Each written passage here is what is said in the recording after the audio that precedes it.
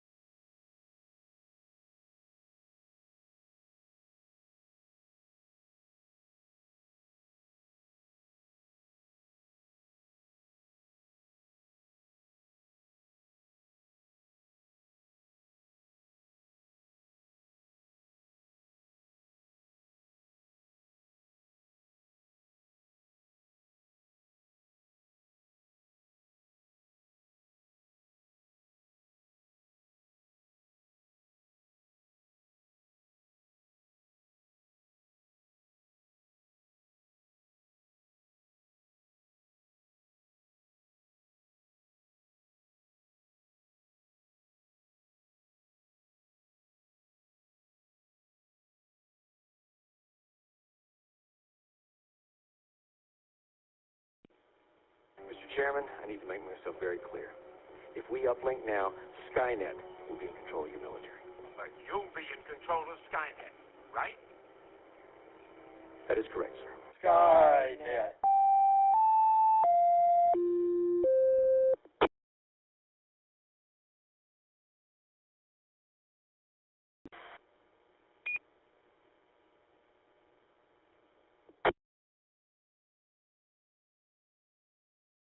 Does anyone need to use the repeater before we begin the 9 p.m. Skynet?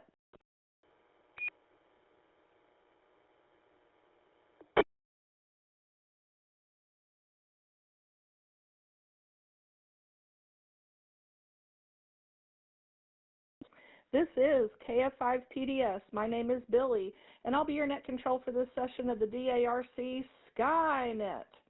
Skynet is a weekly net called every Saturday night at 9 p.m. concerning the subject of astronomy. Our purpose is to help amateurs become more familiar with the nighttime and daytime sky, astronomy, and space in general. The net is open to all amateurs interested in this topic, and we encourage your participation, comments, and suggestions for this net. Stations with priority or emergency traffic may enter the net at any time by using the pro sign break and your call sign. Is there any emergency or priority traffic?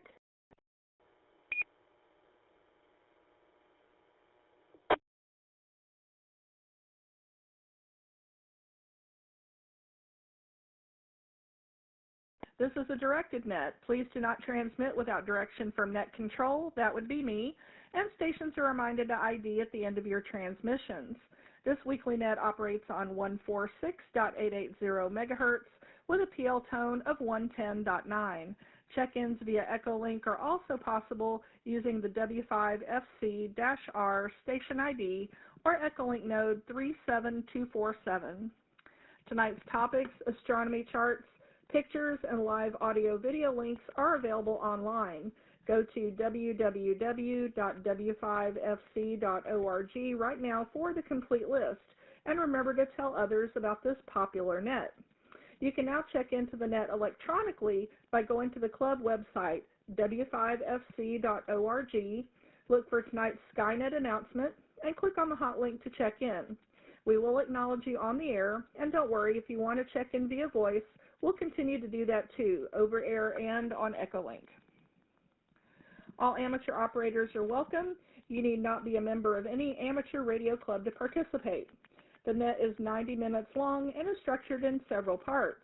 General announcements, Texas Astronomical Society of Dallas events, where and when you can look through a telescope, National Space Society events, discussion topic of the evening, Was Up, space exploration and space history, Constellation of the week, space launches of the week, visible satellite passages over the next couple of days, astronomical Q&A, and our 73 round. All amateurs licensed to transmit on this frequency are invited to check in. We currently have the following people checked in via w5fc.org. We have KE5ICX, Tom in Corpus Christi on All-Star. NT5TM, Tony in Bird City over Air Radio. KF5JHA, Chaz and Bob the Cat, Mesquite, multiple modes. N5LIG, Dale, in Dallas, online Echolink. AA5AH, Robert in Richardson, online YouTube. And KI5PGM, Travis in McKinney, multi-mode.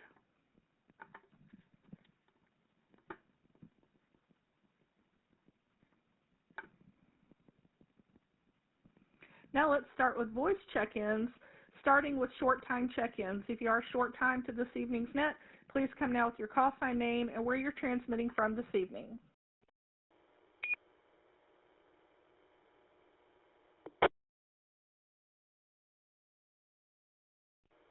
Kilo Charlie 5, Mike, Papa Oscar, Jamie, North Dallas, short time.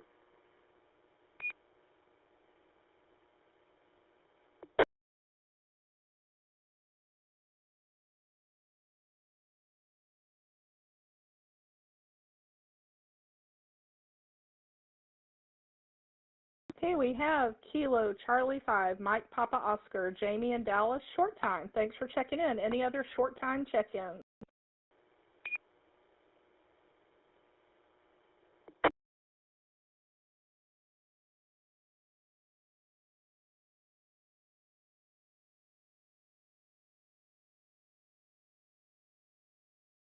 Not hearing any more short time check-ins, so let's go ahead with general check-ins. So same request, please come now with your call sign, name, and where you're transmitting from this evening.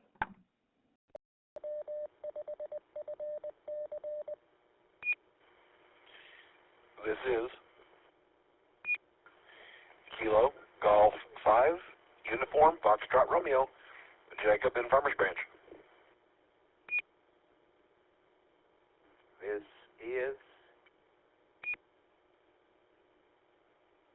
Whiskey Bravo 4, Mike Foxtrot, India, WB4MFI, Ted, Dallas, low power.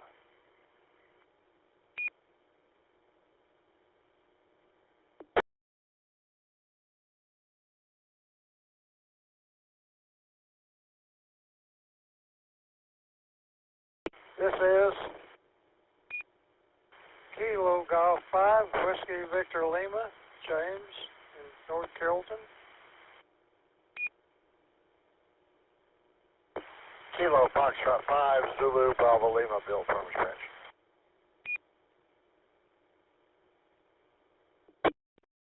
This is Whiskey 5, Golf, Uniform, Sierra, Gus, far northeast Dallas.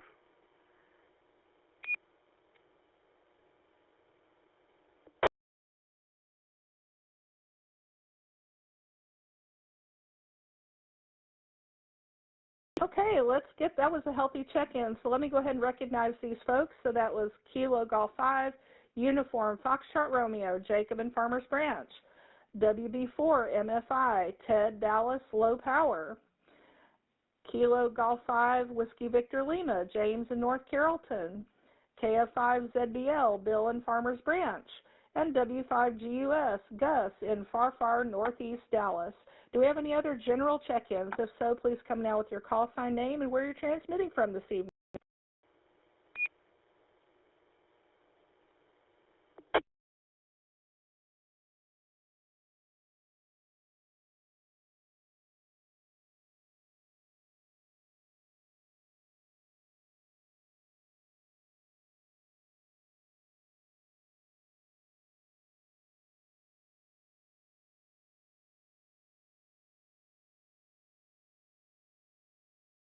Okay, not hearing any others, but I do see another one on the club check-in, AB5DM, Dustin in Dallas, over air radio. So we got you checked in, Dustin.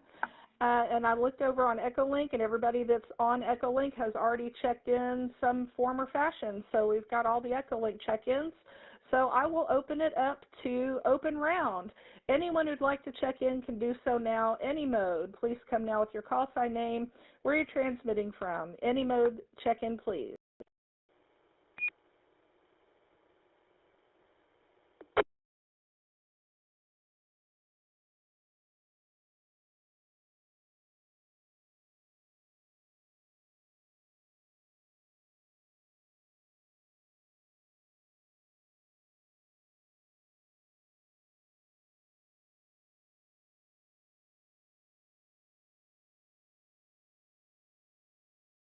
Okay, not hearing any, so we'll go ahead and get started. Welcome to all who have checked into Skynet. All right, let's get started with general announcements.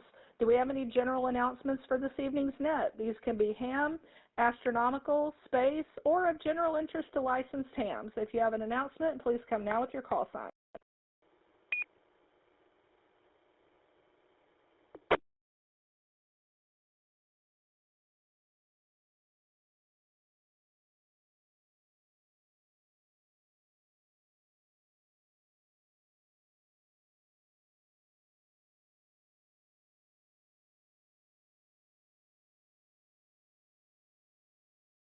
Okay, not hearing any, so I will go ahead. There are some notes here that I can go ahead and read these announcements.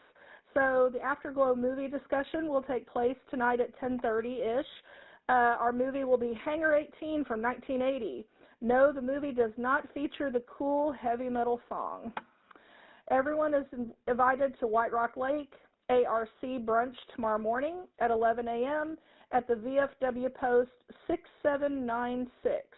That's on Garland Road on the east side of the lake, behind the Sonic and the Chick-fil-A. There will also be a White Rock Lake ARC fox hunt tomorrow, 9 a.m. to 5 p.m., featuring at least R3 VHF foxes. They might even have UHF or 80-meter foxes out. You never know. Check out Whiskey Alpha 5, WhiskeyRomeoLima.org, or call the White Rock Lake ARC on 147.52 simplex tomorrow from anywhere near the lake. There's also a DARC meeting on the air tomorrow at 7 p.m. and a Races training net at 8 p.m. It's a full weekend. I hope you're having fun. The AMSAT Radio Amateur Satellite Group has 3 nets available to Dallas residents. On Tuesday evenings at 8 p.m. Central Time, you can check into the National AMSAT net. Learn all about amateur satellites and how you can use them in amateur radio. The National AMSAT Net will bring the most up-to-date information on amateur satellites currently in use or new ones coming online. You will need Echolink installed and you registered. You can find the net under Groups and AMSAT. Also, a live audio link is available on their website at www.amsatnet.com. This net originates in Houston, Texas. 2 local nets are available in Dallas. Both of these nets encourage active check-ins.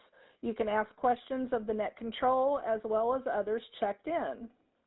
AMSAT Net East, Dallas-Fort Worth, Texas, is every Tuesday at 8 p.m. on this repeater, 146.880 megahertz, with a PL tone of 110.9. Tuesdays, Tom N5HYP is the net control. All are welcome to check in.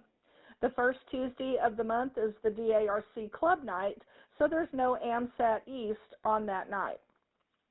The Dallas AMSAT Net West is every Wednesday at 9 p.m. on the Arlington repeater, 147.140 megahertz, with a PL tone of 110.9 and a positive offset. The DARC hosts a number of nets on Monday evenings at 7 p.m. Check the W5FC.org website. This coming Monday, which is the first Monday, is First Week Ham Fixins Net. This is a cooking net.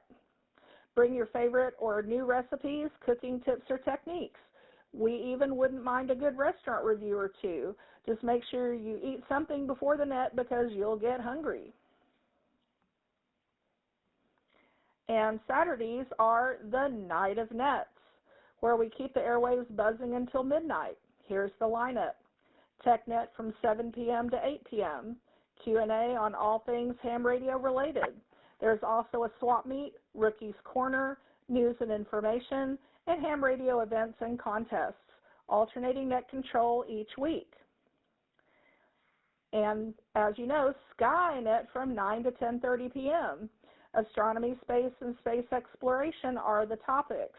Also, news and information, satellite passes, and the Constellation of the Week. Join this popular net about ham's second most favorite hobby, astronomy, alternating net controls. And following Skynet is the Afterglow movie net from 10:30 to midnight.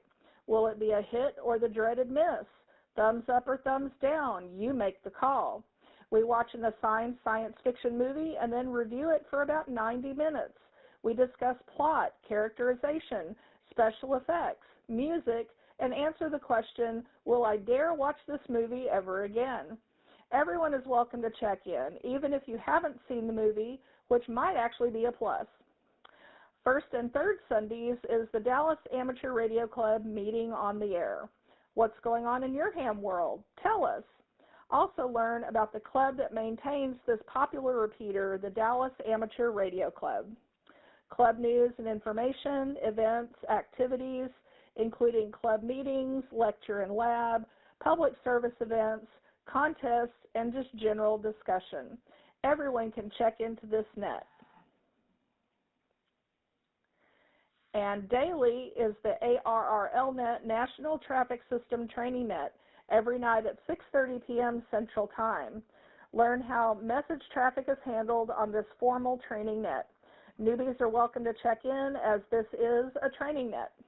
The NTS also conducts an evening net on the Irving Whiskey Alpha 5 Charlie Kilo Foxtrot repeater, 146.72 megahertz at 9:30 p.m. All are welcome to check in on any or all of these nets.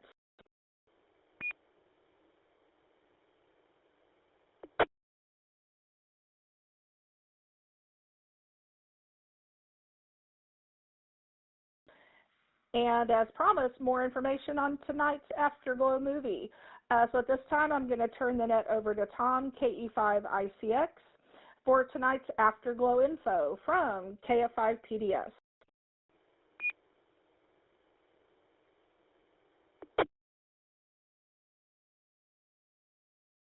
Well, thank you, Billy, and this is KE5ICX, Tom down in Corpus Christi. Tonight's Afterglow movie info from my highly accurate sources. NASA had a secret weapon to improve public relations and get people interested in space again. The answer has been there the entire time, mostly on MeTV. Launch old character actors into space. Gary, Sixth Sense Collins. Robert, Man from Uncle Vaughn. Joe, Guiding Light Campanella. Darren, Night Stalker McGavin. Bill, Dinosaur Zuckert. And everyone's favorite sidekick, funny co-pilot, Jim F. Troop Bugler Hampton. The bus from the old actors' home pulled up to the launch complex 39A. The acting has been disembarked on cue at handicapped parking, and the group hobbled their way to the elevator. Missing was William Shatner, who had volunteered but lost his car keys, so he couldn't drive to the cave to get on board. Plus, he hadn't read the bus schedule, so he missed out on that ride, too. Join us for this B-list of semi-famous actors from the 1960s and 70s TV heading out on a UFO mission no one can forget. Or is that, remember? That's Hangar 18 from 1980 tonight at 10:30 p.m. You can still catch it. There's a free link over on the W5FC.org website. That's it. Billy, back to you, KE5ICX.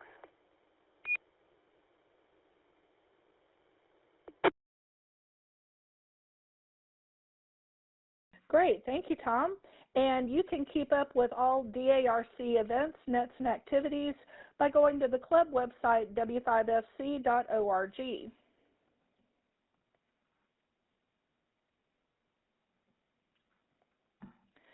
So we currently have a new check-in on the club website check-in, Alpha Golf 9, Sierra Golf, Antonio in Dallas over air radio. So welcome, Antonio. I'll now take additional voice check-ins. So if you have not yet checked into this evening's net, please come now with your call sign, name, and where you're transmitting from.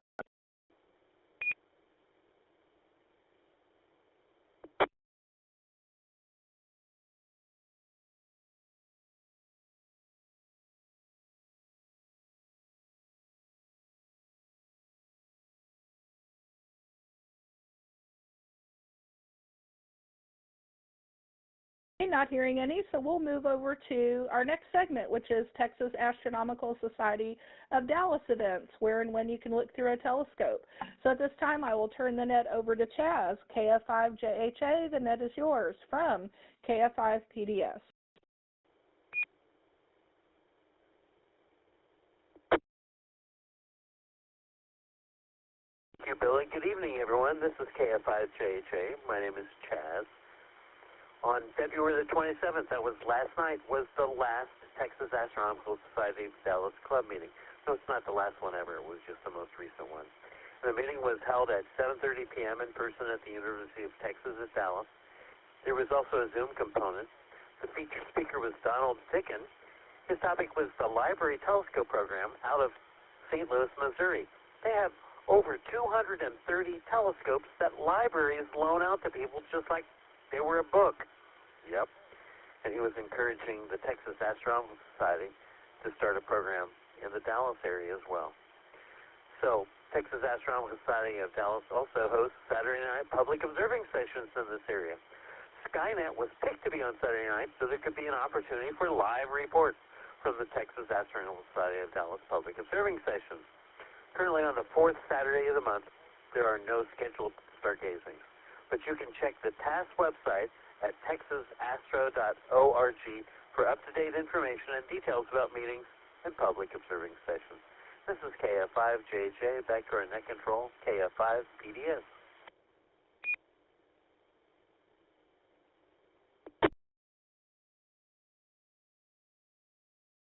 Great, thank you, Chaz. This is KF5PDS, Billy, your net control for this session of the DARC Skynet.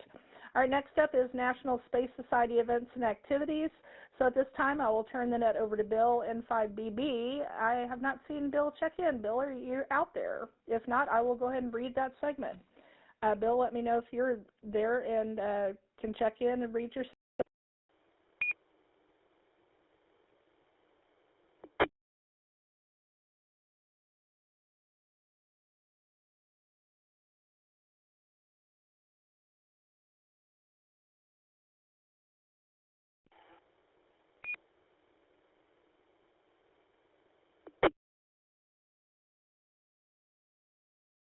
Okay, I'm not hearing from Bill, so I'll go ahead and read the National Space Society North Texas. Bill Byram is our NSS North Texas Vice President and Membership Director. His email is space@byrom.net, BYROM.net.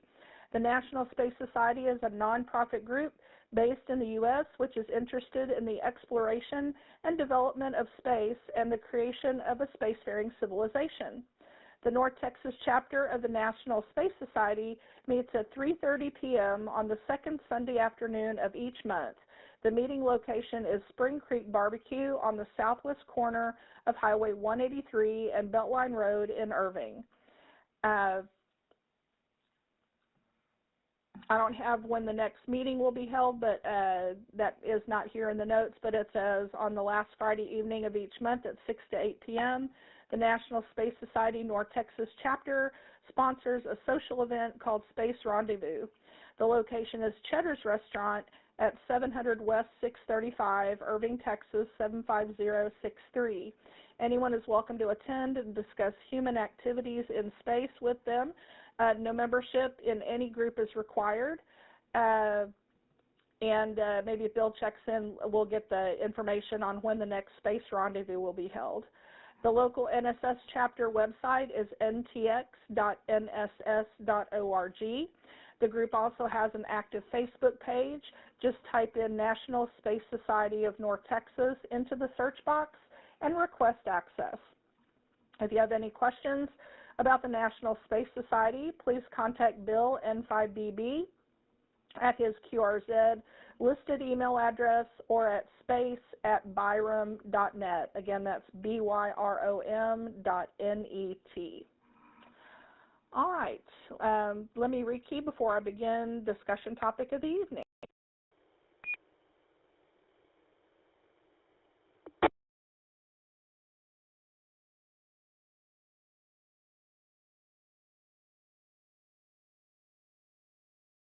All right, for tonight's topic, I've chosen the topic seeing and transparency. You often hear these terms, and if you're a beginning astronomer or has been a while and you're not familiar with these terms, I just like to cover these every now and again because they are two different measures, and they're very important to visibility and how well you're going to be able to see on a particular night. So this information is called the Seeing and Transparency Guide that's on the Astronomical League, which is astroleague.org.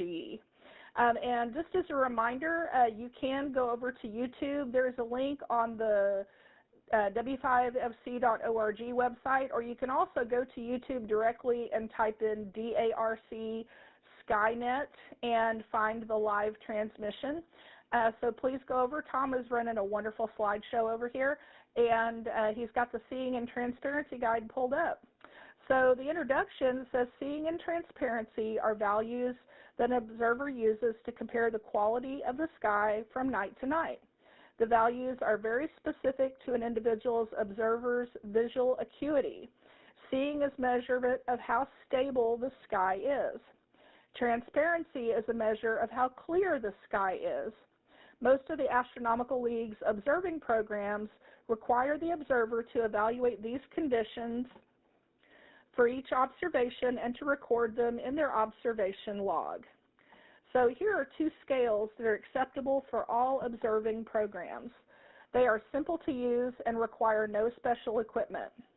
Both of these values can be done very formally using special equipment, but for the Astronomical League observing programs, this level of effort is not required. So for seeing, how stable is the sky? E for excellent. The brighter stars are not twinkling at all. VG, very good. The stars are twinkling slightly, but the brighter planets are not twinkling. G is for good. The brighter planets are twinkling slightly. F for fair. The brighter planets are obviously twinkling. And P for poor. The atmosphere is turbulent. All objects are twinkling to the points where observation is not practical.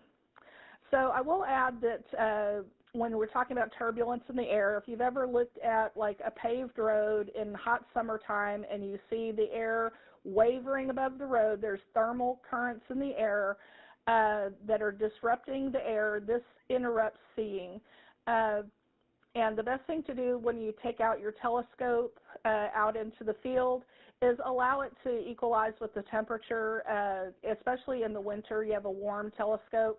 You'll see thermal currents inside the tube, and if you let it come up to go down to ambient temperature, especially if you're viewing in cooler times, then the seeing will improve. And I'm sure Chaz, our resident astronomer, will have more to say on this topic, as well as talk about the Astronomical League as well. But seeing is measurement of how stable is the sky.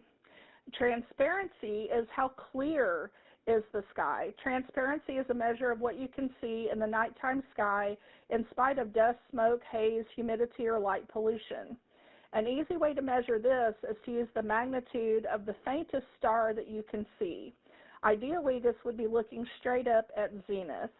But in the northern hemisphere, to make life simpler, you can use the Little Dipper, which is an asterism in the constellation Ursa Minor, if you can see it. So here is the scale. If you cannot see any of the stars, then you are in magnitude 1 skies. If you can only see Polaris, this is a magnitude 2 sky. If you see Polaris plus Kochab and Phercod, then you're in a magnitude 3 sky.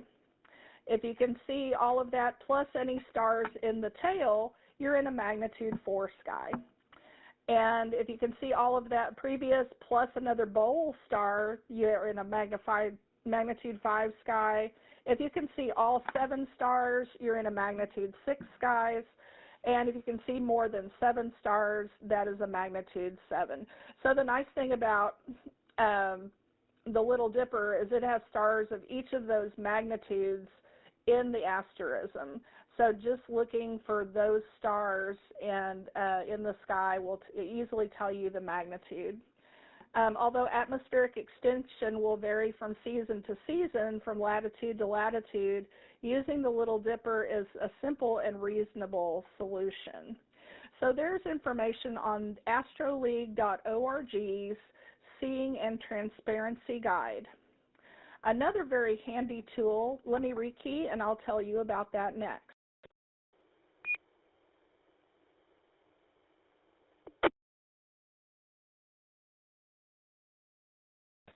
Another very helpful tool is the Clear Sky Chart, which is on the website cleardarksky.com. So what is the Clear Sky Chart? This was created by the late Attila Danko, and it's managed by CSC Charts. It's the astronomer's forecast. It shows at a glance when in the next 96 hours we might expect clear and dark skies for one specific observing site. There are many, but the example above on the website is for Weiner Observatory, which is the most sponsored chart. It is specifically intended for amateur astronomers. The data comes from a forecast model developed by Alan Rahill of the Canadian Meteorological Center. So how to read the Clear Sky Chart? We read it from left to right. Locate a column of blue blocks. That's when the sky will likely be clear and dark. A more detailed explanation is there on the website that you can click on, but the short version is the Clear Sky Chart predicts hourly cloud cover, atmospheric transparency, and seeing. So again, good seeing occurs when the air is steady enough to allow you to see fine detail on planets through a telescope. That means you can plan whether to observe galaxies or planets or stay home and process image data. If you find this image or the underlying forecast maps useful, please email Alan Rahill. There's a link to his email. He needs to show his bosses at CMC that the astronomy forecasts are actually being used. If you find the charts very useful and want more frequent updates and more features, use the chart pages more. Down at the bottom, they do have charts for other locations. There are thousands. The coverage area is Canada, the USA, and parts of Mexico. And at the bottom, they have a section saying, may I get my own chart? If you observe at a site more than 24 kilometers or 15 miles from an existing chart site, feel free to request a chart for it. You can find the closest chart site to a latitude, longitude. There's a link for that. They can generate charts for almost anywhere in Canada and the U.S. To ask for a CSC, you can email CSC charts. There is a link for that. And they have the requirements for getting a chart of their own. They also reserve the right to offer you a different chart that is still close enough to give maximally accurate forecast. There is no cost, but you are welcome to sponsor, and there is a link to sponsor. So again, that was the Clear Sky chart at cleardarksky.com. So I hope you found this information useful, and if you have any comments or discussion, I invite you to give me your call sign, and if you have any additional information about seeing in transparency, or where is the best seeing in transparency you've ever experienced, I'd like to hear about your experience with seeing in transparency. So if you have any comments or discussion or questions, please come now with your call sign.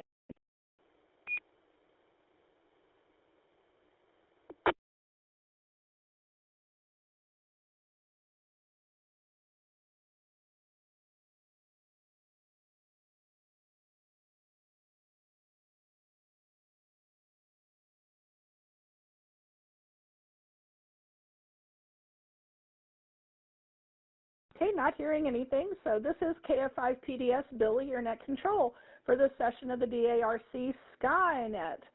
I'm not seeing any new check-ins over on the website. If there's anyone that is on frequency that has not had a chance to check into this evening's net, please come now with your call sign name and where you're transmitting from.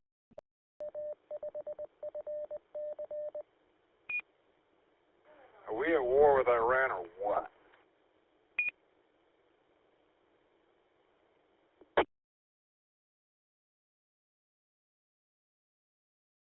Well, our next segment is called Was Up, but that's what's up in the sky. So that's what we're going to talk about next. So at this time, I'll go ahead and turn the net over to Chaz, KF5JHA. The net is yours from KF5PDS.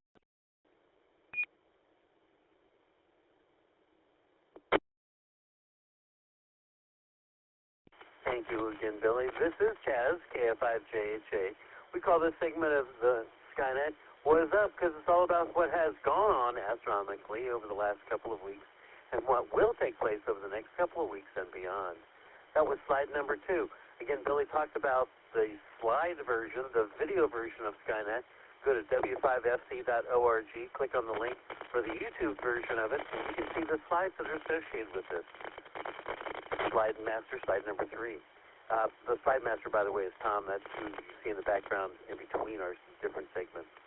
We talked about the predicted nova of the star T Corona Borealis, which might erupt at any time. It's currently at a brightness of around 10th magnitude. I just checked it just a few minutes ago, which is much too faint to be seen with just your 2 eyes. T Corona Borealis was supposed to go nova more than a year ago, about a year and a half ago. One recent prediction was for it to go nova on November the 10th of 2025. That did not happen. So another prediction is on June the 25th, plus or minus a few days, of this year. Now, when it does go nova, T Corona Borealis could become as bright as the North Star, which is 2nd magnitude. I can see the North Star with just my 2 eyes from my very light polluted location here in Mesquite, Texas. Slide master, slide number 4, please.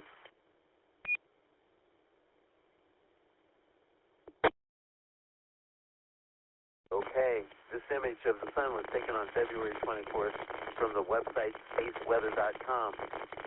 The sun is blank. Yep, the sun had no sunspots then. For about 3 days it didn't. It's got sunspots now. The large sunspot complexes on the sun are at times so large that you can use your solar eclipse glasses to see them. No optical aid needed. The sun is near its 11-year solar maximum. We probably have already passed that time. We're going to have to do some calculation to find out exactly when it was. We're not quite sure when the solar maximum had occurred. Now, I presented some information on the solar cycle just a couple of months ago on Skynet. Slide Master, slide number 5, please.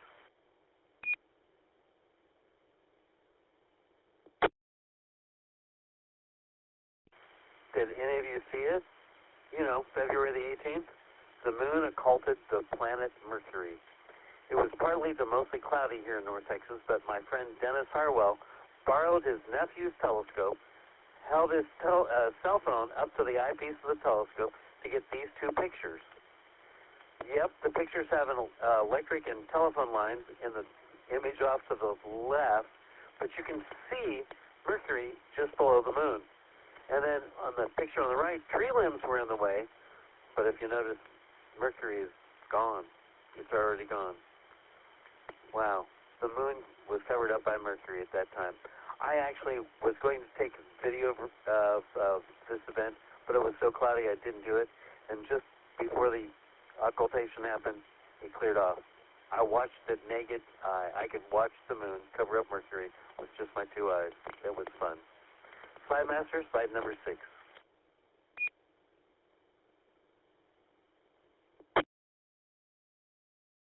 The first quarter moon phase was on February 24th, a few days ago, so the current phase of the moon is a waxing gibbous. On February 24th, the moon was at perigee, which is the point in the moon's orbit that is closest to the Earth at a distance of 370,135 kilometers. Full moon is on March the 3rd, just in a few days. There's a total lunar eclipse on March the 3rd. More on that a little bit later. On March the 10th, the moon is at apogee, which is the point in the moon's orbit that is furthest from the Earth at a distance of 404,385 kilometers. Slide Master, slide number 7.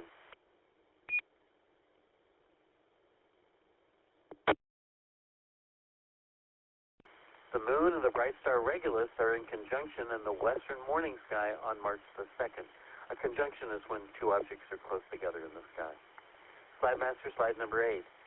A lunar eclipse. It occurs when the moon moves in the shadow of the Earth. Most of the time, the moon moves just above or below the Earth's shadow as it orbits around the Earth. But a couple of times a year, the moon travels into the Earth's shadow. There's a lighter part of the Earth's shadow called the penumbra, and the darker part of the shadow called the umbra. When the moon moves completely into the umbra shadow of the Earth, we have what is called a total lunar eclipse. The eclipse on March the 3rd is a total lunar eclipse. That's going to be early Tuesday morning. The last total lunar eclipse visible in the Dallas area was on March the 13th, 14th. Yep, it expanded over midnight on 2025 just last year. The next total lunar eclipse visible in the Dallas area won't be until June the 26th of 2029. So we've got about more than 3 years to go before the next one, after the one we have in just a few days. Let me tell you the details of March the 3rd, 2026 total lunar eclipse.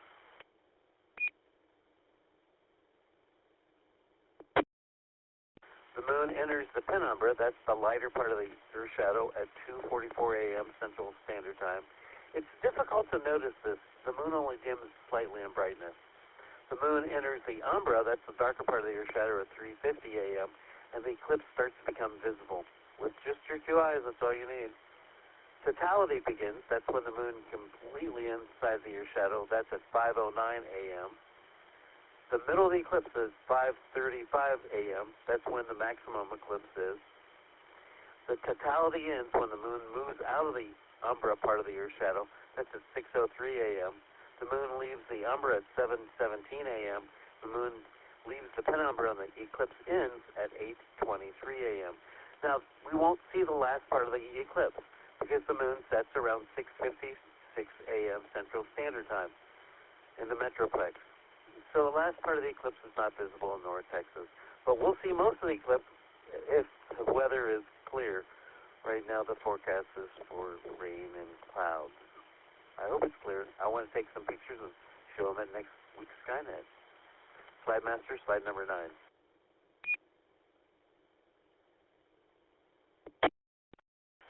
On March the 6th, there's a conjunction of the moon and the bright star Spica. That's in the constellation of Virgo, in the southwestern morning sky. Slide Master, slide number 10. The following evening, on March the 7th, you can see Venus, Saturn, and Neptune, which are in conjunction in the western evening sky. You'll need a telescope in order to see Neptune. You might need a pair of binoculars to see Venus, although I saw Venus easily with just my 2 eyes tonight, just around twilight. Saturn might be a little bit more difficult. If you use a pair of binoculars, you should be able to see it. Slide Master, slide number 11. In the southwestern morning sky, you'll find the conjunction of the moon and the bright star Antares, which is in the constellation of Scorpius, on March the 10th. Slide Master, slide number 12.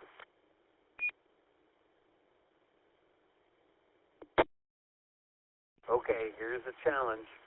On March the 15th, the moon and Pluto are about 6 degrees apart from each other in the southeastern morning sky. You cannot see Pluto with your 2 eyes. You can't see it with a pair of binoculars.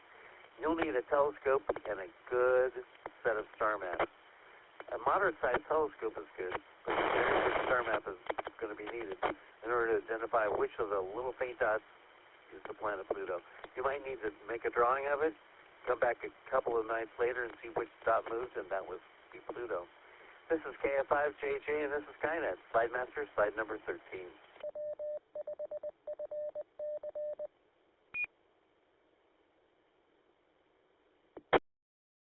Now, do any of you out there in radio land have any questions or need a fill on any of the information? Or maybe you just have an astronomy question. As Billy said, my degree's in astrophysics, so I might have an answer. Come now with your call sign if you have a question or need a fill.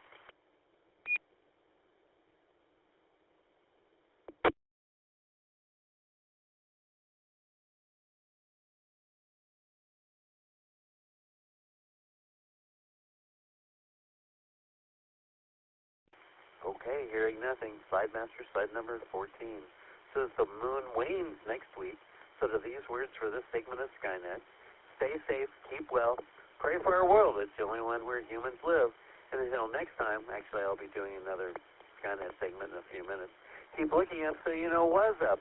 And this is KF5JJ Chaz, and this is Skynet transmitting on a W5FC repeater at 146.88 megahertz. Skynet is also available on Echolink and YouTube. Back to our net control. KF5PDS.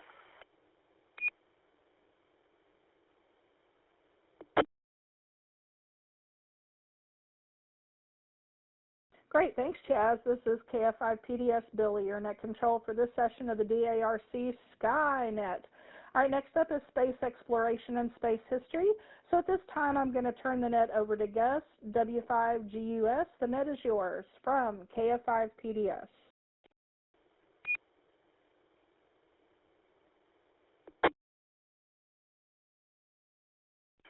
Okay, thank you, Billy. W5GUS here with space exploration news first.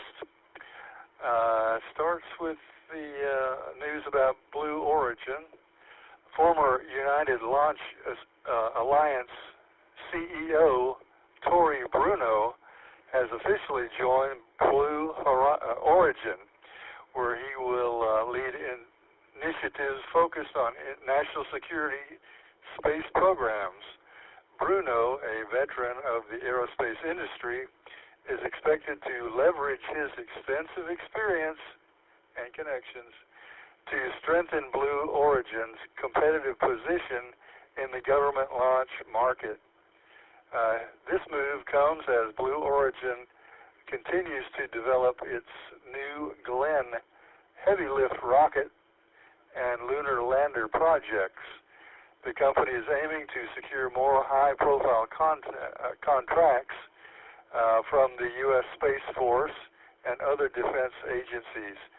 Bruno's leadership is seen as a strategic asset for the company's long-term growth and success.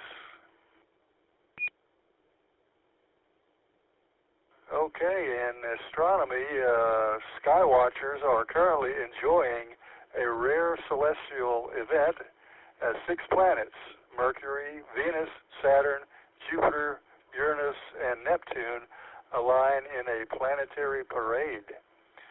Most of these planets are visible to the naked eye shortly after sunset, appearing in a rough line across the evening sky. While Jupiter and Venus are the brightest and easiest to spot, Uranus and Neptune require binoculars or a telescope for clear viewing.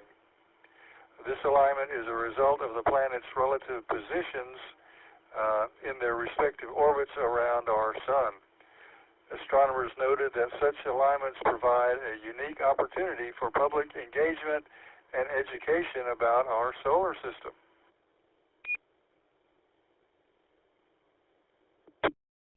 All right, on February 25th this year, SpaceX reached a major milestone by launching its 500th Starlink satellite of the year during a successful Falcon 9 mission.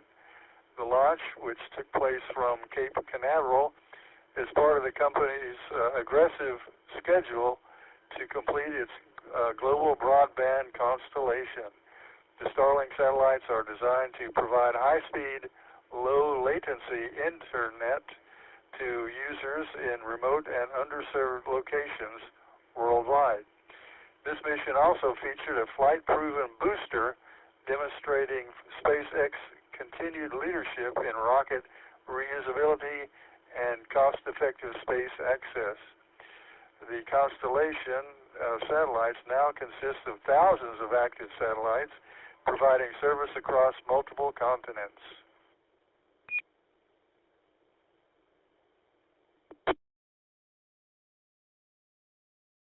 Okay, and February 25th also this year, NASA began the significant process of rolling back the Artemis II space launch system, rocket, and Orion spacecraft from Launch Pad 39B into the vehicle assembly building. This operation was necessary to address a persistent helium flow issue detected in the rocket's upper stage during recent testing. The rollback, which covers a 4-mile journey, was delayed by a day due to unfavorable weather, including high winds.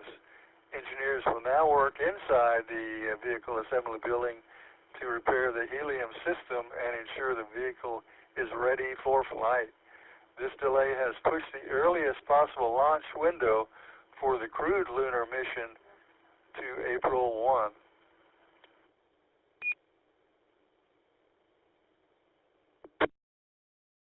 Okay, and let's see, February 26th, the SpaceX Dragon cargo spacecraft, designated CRS-33, is currently undergoing final preparations for its departure from the International Space Station. The vehicle has been docked to the orbiting laboratory for several months, delivering essential supplies and scientific experiments. Upon undocking, the Dragon will carry back hundreds of pounds of research samples and hardware for analysis by scientists on Earth. And the mission successfully demonstrated a new reboost capability for the ISS, using the Dragon's thrusters to adjust the station's orbit. Splashdown is expected in the Atlantic Ocean, followed by recovery and transport of the critical cargo.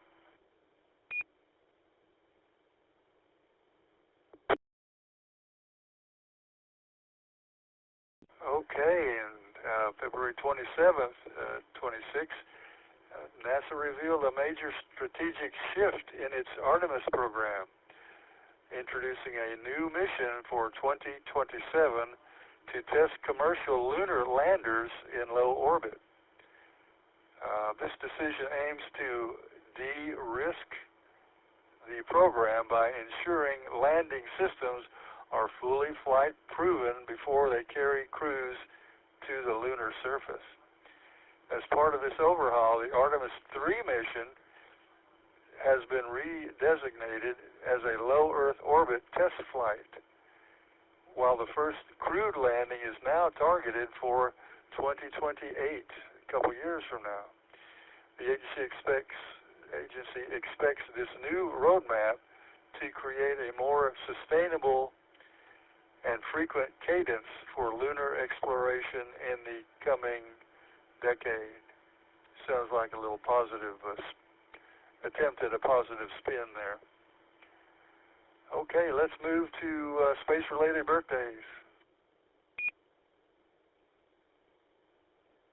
February 22nd, 1952, James Billye was born.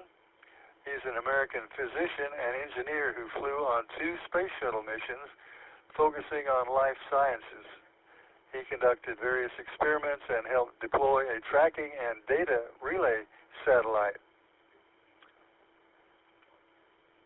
Okay, February 23rd. February 23rd, 1959, Clayton Anderson was born. February 23rd.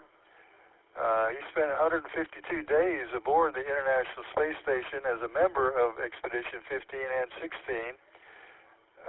He is a retired NASA astronaut and a licensed amateur radio operator. His call is KD5PLA, Kilo Delta 5 Papa Lima Alpha. He's a ham operator. That's nice. Also a ham operator is someone whose birthday was February 26th, 1958, Susan Helms, Helms. She is a Kilo Charlie 7 National Halo Zulu. She's a record-setting spacewalk of 8 hours and 56 minutes she had during her stay on the International Space Station, a veteran of 5 space flights, logging a total of 211 days in space. Okay, this week in space history, President John Kennedy visited Cape Canaveral to personally honor astronaut John Glenn, Jr., following his historic orbital flight. Glenn had become the first American to orbit the Earth just 3 days earlier aboard the Friendship 7 capsule.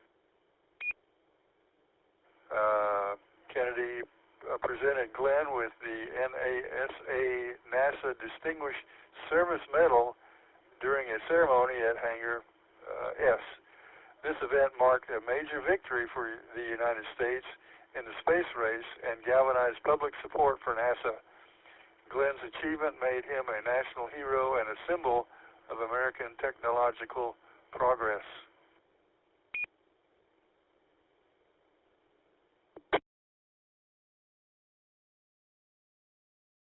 Okay, on February 24th, 2011, the Space Shuttle Discovery launched on its 39th and final mission, STS-133, to the International Space Station.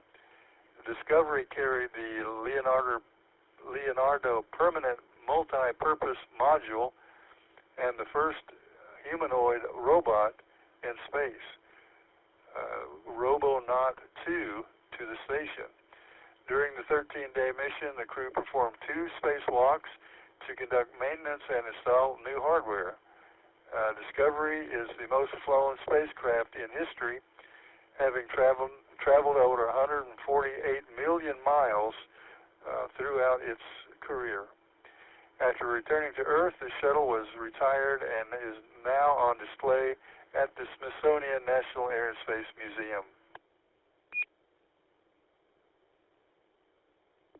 Okay, February 25th, 1942, during the early years of rocket development, the V-2 rocket SN1 was serial number 1 was moved to the test stand 7 at a facility for facility checks. This marked a significant phase in the transition from laboratory research to large-scale rocket testing and launch procedures. engineers conducted extensive tests on the vehicle system to ensure reliability before the first full-scale flight attempts. It was at the center of German rocket research during World War II and the birthplace of modern liquid fuel rocketry. These early tests laid the groundwork for the development of intercontinental ballistic missiles and future space launch vehicles. Okay, February 26, 1966, NASA launched the first flight of the Saturn 1B rocket from Cape Kennedy on a suborbital test mission. This mission was a critical step in the Apollo program, testing the launch vehicle and the Apollo command and service modules. The flight reached an altitude of 303 miles and lasted about 37 minutes before the capsule splashed down in the Atlantic. It successfully demonstrated the structural integrity of the spacecraft and the performance of the propulsion systems. The successful test paved the way for future crewed Apollo missions and the eventual lunar landings.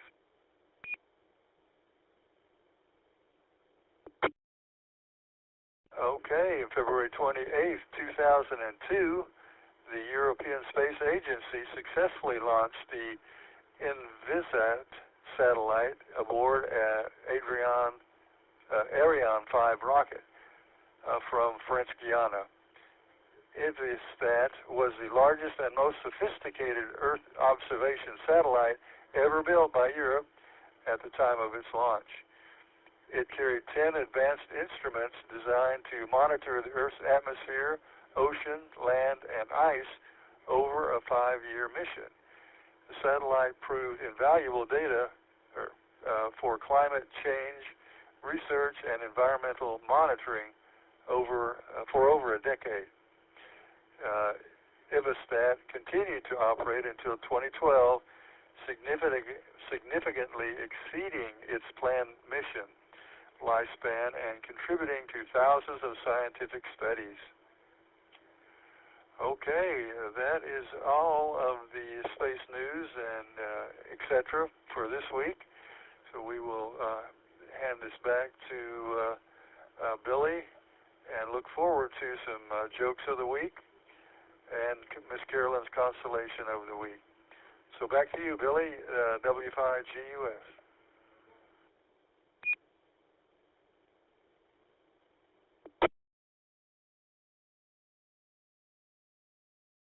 Great. Thank you very much, Gus.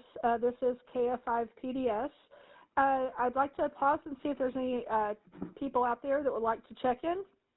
If we have any operators that have not checked into this evening's net yet. I don't see any on the club check-in sheet. Everyone on the sheet has checked in. So if there's anyone on frequency that would like to check into this evening's net, please come now with your call sign name and where you're transmitting from.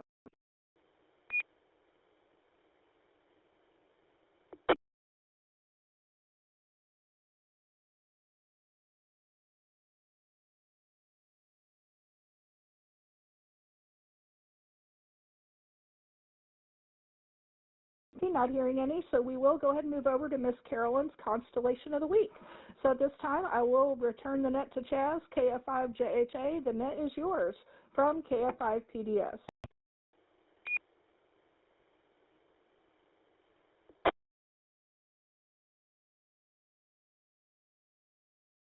Thank you again, Billye. This is Chaz, KF5JHA, slide master, slide number 15 in my series. Let's talk about how to find our constellation by using an easy-to-find object in the sky, the constellation of Orion. Orion has 4 bright stars. The upper left star is called Betelgeuse, or Betelgeuse. Let's go clockwise. That's one of the shoulders of Orion. Bellatrix is the other shoulder. That's the most western star in Orion's shoulders. Rigel is the right knee of Orion. That's on the western side. And finally, the left knee is called Sciath. In the middle of these are 4 stars. In the middle of these 4 stars is the 3 belt stars. Slide master, slide number 16. stars from left to right in the belt of Orion is Alnitak, Alnilam, and Mintaka. Draw a line from left to right past these stars, then you'll run into the brightest star in Taurus, the Bull, called Aldebaran. If you draw the line a little bit further, you'll run into the Pleiades star cluster. That's also in the constellation of Taurus, the Bull. Slide Master, slide number 17. Now go back to Orion, but this time we're going to draw the line from right to left and keep going until you run into the brightest star in the sky other than the sun. It's called Sirius. More about Sirius in a few moments. Slide Master, slide number 18. If we draw a line straight down from Sirius, we run into the second brightest star in the sky called Canopus. Canopus is just a few degrees above the southern horizon for us here in North Texas this time of the year in the evening. This is the best time of the year to see Canopus in the evening sky. Now try it. Let's go get to Miss Carolyn's constellation of the week now. Slide Master, slide number 19.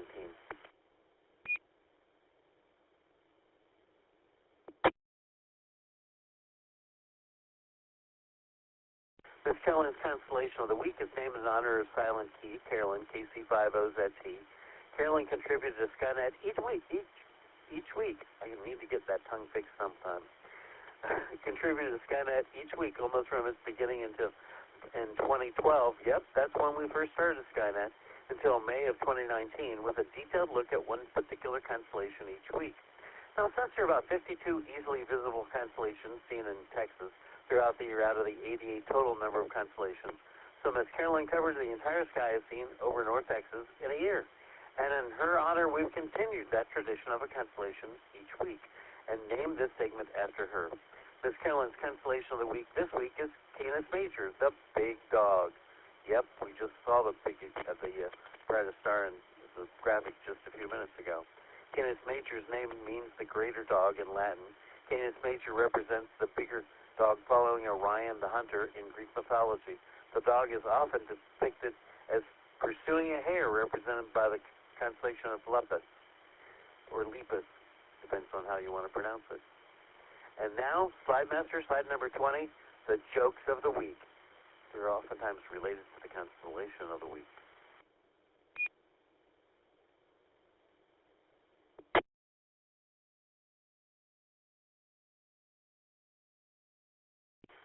Now, here's the jokes. Now, if you're over on Echolink, you can sit there and type in the chat box and tell me what you think of the jokes. If you're over on YouTube, you can type in the chat box and say, do you like them or not? But here we go. What does my dog and a phone have in common? Caller ID. What do you get when you cross a dog and a calculator? You know, dog is the man's best friend. Well, if you cross a dog and a calculator, it's a friend you can count on. What do you get when you call a cold canine? Well, if it was a hot canine, you'd call it a hot dog. But a cold canine, that's a chilly dog. Oh, come on, these are good jokes. What happened to the dog that swallowed a firefly? It barked with delight. What happened to the dog that ate nothing but garlic? His bark was worse than his bite. And finally, the last joke in this series, here we go. A three-legged dog walks into the bar and says, what? I'm looking for the guy that shot my paw. Oh, I almost messed that one up, didn't I? And Slide Master, slide number 21, please.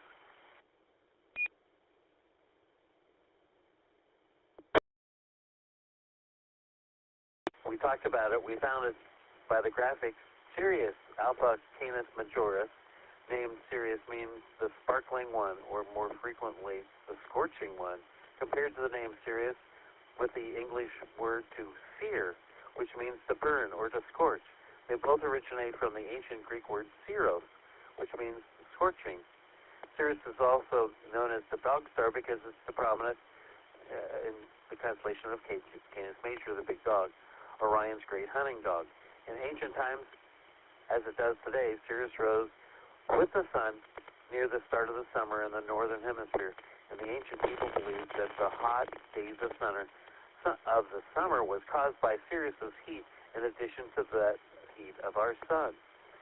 It is Sirius's position as the dog star that gave rise to the phrase, the dog days of summer. Now you know. At magnitude minus 1.47, Sirius is the brightest star in the sky, other than the sun, as viewed from the Earth. At a distance of 8.7 light years away, it is among the closest stars to our planet. It contributes greatly to the preeminence of the brightest star in the sky because while Sirius is intrinsically brighter, it is larger than our sun. It is still a main sequence star and is not a giant or supergiant star. Compared to Sirius, to Canopus, the second brightest star in the sky, Canopus shines at magnitude minus 0.72 as seen from the Earth, yet it's about 300 light years away. Sirius is a white star and a white dwarf companion, Sirius B, often called the pup. Sirius B is notoriously difficult to observe because the magnitude is 8.3 and is often lost in the overwhelmed glare of Sirius itself.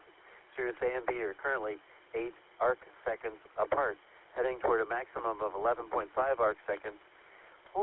Right about now. Attempting to split the double is a good test of your objects and the seeing condition. So, if you've got a telescope, and you've got a good one, go out and see if you can see Sirius A and the small companion, Sirius B. This is KF5JHA, and this is Skynet. Slide Master, we're still on the same slide.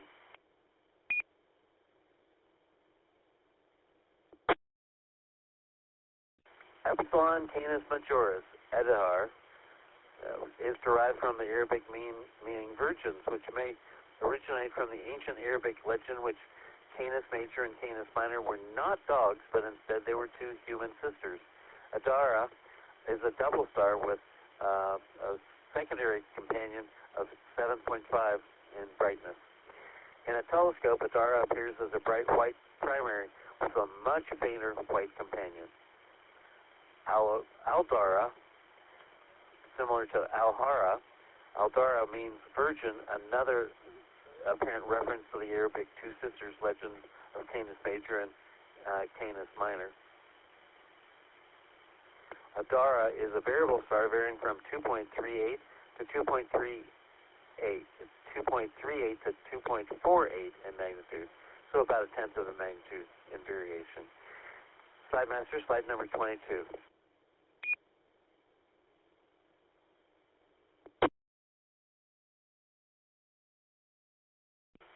One of the Messier objects, and in fact I believe it's the only Messier object in Canis Major, is M41. It's an open cluster which can be seen with the naked eye from dark sky sites. It's just a little bit south of the bright star Sirius. In binoculars you can easily find it. Just look at Sirius with clear binoculars and look, go down and you can see the faint fuzzy thing.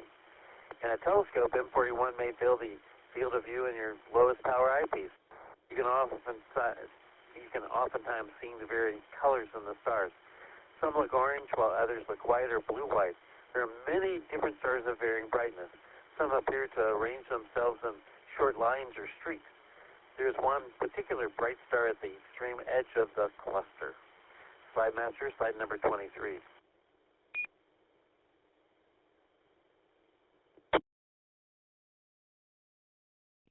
NGC, which stands for New General Catalog 2360, is an open cluster which is easily noticeable as a fuzzy patch in your finder scope or a pair of binoculars.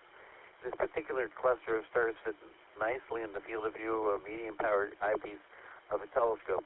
Unlike M41, which has many different star brightnesses, most stars in NGC 2360 look about the same brightness. The star colors are also about the same, a white or a blue-white. The cluster looks pretty at low power, and also the field stars surrounding it make it a nice, pleasing sight. And this is KF5JHA, and this is Skynet. Slide Master, slide number 24.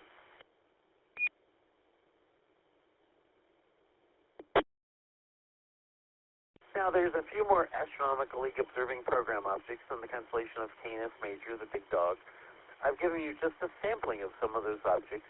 The Astronomical League has, at last count, 96 different observing programs. Most of them have about 100 objects in them.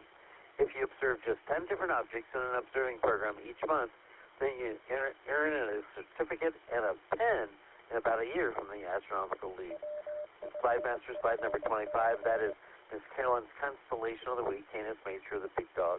I want to thank my friends Dave Hutchinson and Dennis Harwell for their research and words on deep sky objects that I use, borrow, and steal for every Skynet. I also at times use the website constellation-guide.com for information. Now, next week, we'll take a look at two constellations, Canis Minor, the little dog, and Monoceros. What the heck is a Monoceros? You'll have to tune in next week to find out what Monoceros is. Of course, you could Google it, I suppose. And this is KF5JJ Chaz saying, good night in 73, back to our net control. It's yours, KF5PDS.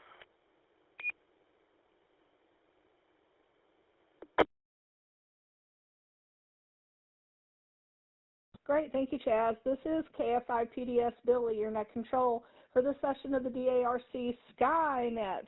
All right, next up is a twofer, space launches of the week and satellite passages over the next couple of days. I will turn the net over to Tom, KE5ICX, you can do both of these segments back to back, and then just return it to me when you're finished. So I will turn the net over to you. So this is to KE5ICX from KF5PDS.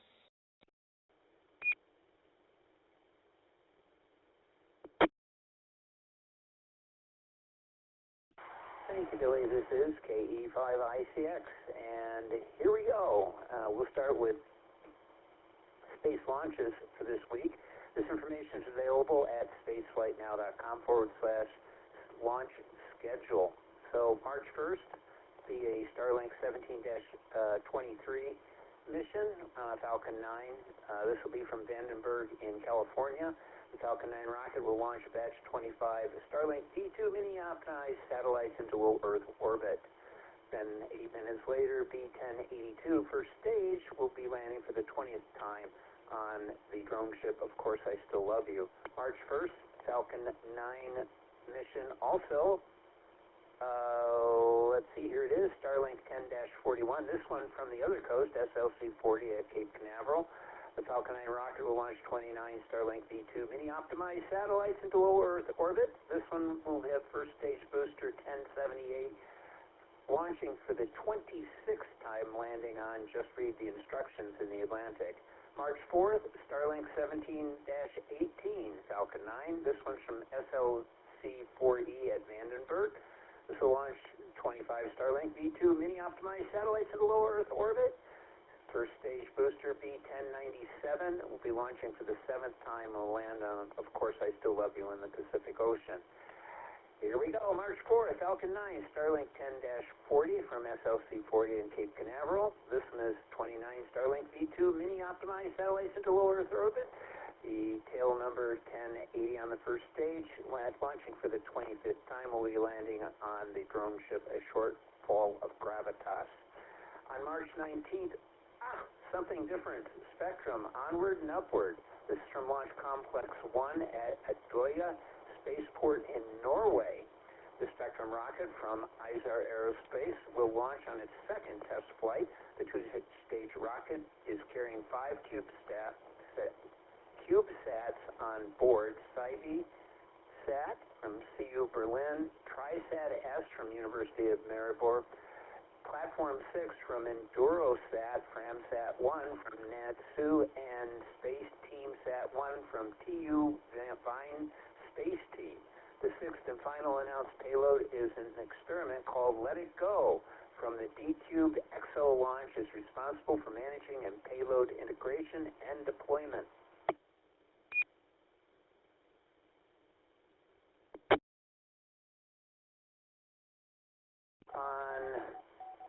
Sometime in March, we have, has not been determined yet, Launch Complex 36 from Cape Canaveral Space Force Station. A Blue Origin New Glenn rocket will launch AST Space Mobile's Bluebird 7 satellite into low Earth orbit. This is the second satellite for AST, next generation satellite constellation, designed to support space-based cellular broadband for commercial and government customers. And that's it. That's all I've got. Oh, wait a minute. Wait.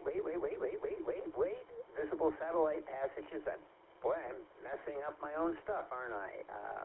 It actually went to the next page, and I thought, oh, it's done. No, it can't be done because I've got satellites to do. So, Tiangong has no visible satellite passes right now. However, the ISS does have several. We have a good one, looks like March 2nd, minus 1.7 magnitude at 5:59 in the morning. It'll reach its highest point at 24 degrees at 6:02, and it'll fall to the east at 6:05. March 3rd, the following day, minus 1.1 magnitude, looks good, 5:13 in the morning. Reach its highest point at 16 degrees, a little low, but okay, at 5:15, and it'll fall to the east-northeast at 5:17. Skip to March 4th, minus 3.8, now we're talking, 6:02 in the morning. It'll reach its highest point at 85 degrees at 6:05, and then it will go to the southeast at 6:08.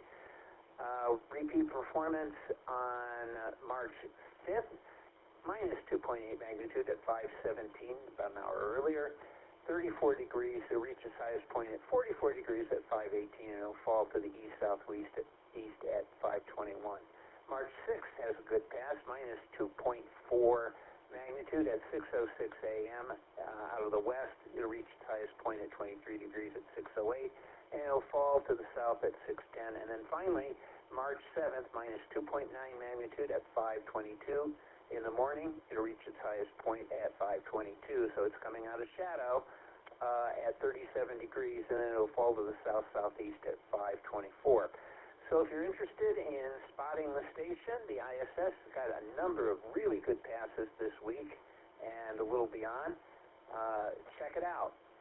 All this information is available for this at heavensabove.com. Just go there, plug in your longitude and latitude or your city location, and it will produce the typers that you need to figure out the exact satellite positions and times. Back to you, Billy. This is KE5 ICX.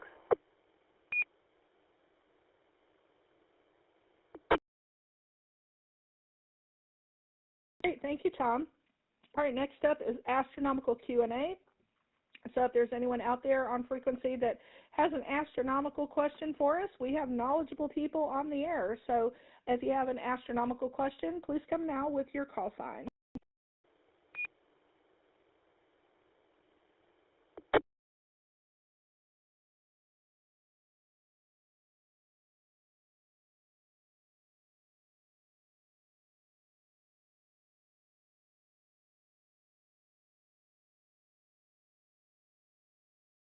Not hearing any questions, so looking over on the club website, I don't see anybody new checked in, so I'll take a final round of check-ins.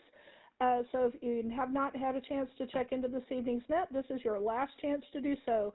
If you'll come with your call sign name and where you're transmitting from. Last call for check-in.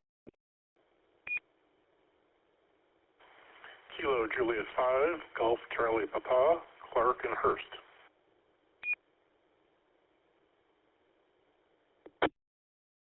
This is Kilo Golf 5, Whiskey Victor Lima, James, North Carolina.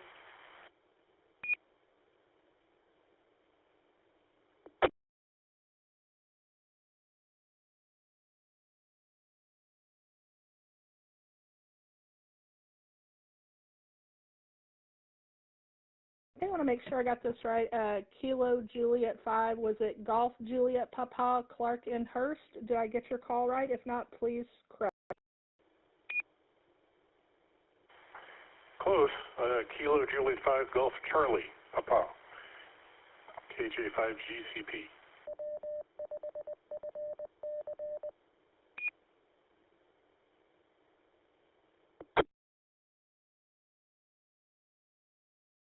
Copy that correction. Kilo Juliet 5, Golf Charlie Papa. Thank you very much for that correction. And James, KG5, Whiskey Victor Lima, I already have you checked in. Were you doing a recheck? Did you have a comment for the net?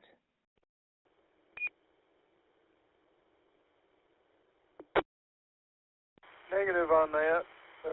Just Rechecking. KG5 WVL.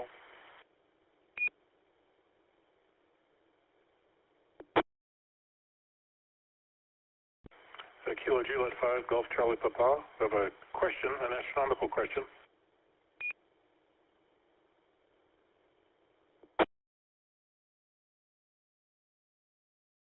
Okay, yeah, Kilo Juliet 5, Golf Charlie Papa Clark, what is your question for the net?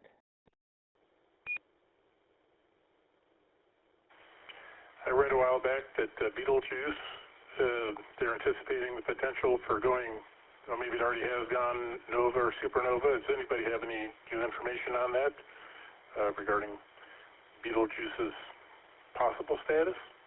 Out.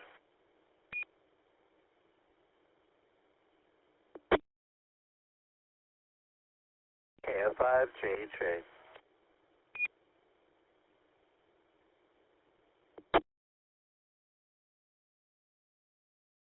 KF5JHA, Chaz, do you have an answer for Clark?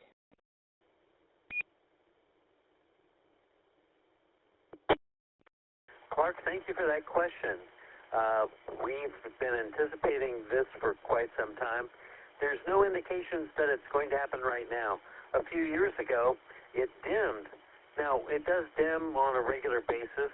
We're not quite sure all the reasons why. We think there's a cloud of maybe dust or debris around Betelgeuse or Betelgeuse, and that causes it. But it went into a deep, much fainter position a few years ago, and we thought that might be a precursor to it going nova or supernova. But nope, that hasn't happened. So it could happen anytime. It may have already happened, and we just are waiting for the light to get here from it. So that's a great question. We don't know whether it is or isn't, but it's not happening right now. I just looked at it just a few minutes ago. All right, I hope that answered your question. Clark, did that do the answer for you that you needed? Go ahead, come back, GCP. It did. Thank you very much. I appreciate that. You taking the time to answer.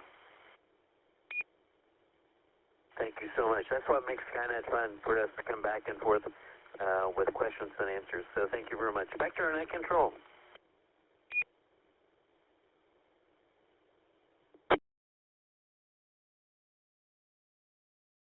Great, thanks for the great question. Does anyone out there have any astronomical questions? If anyone has a question, please come now with your call sign.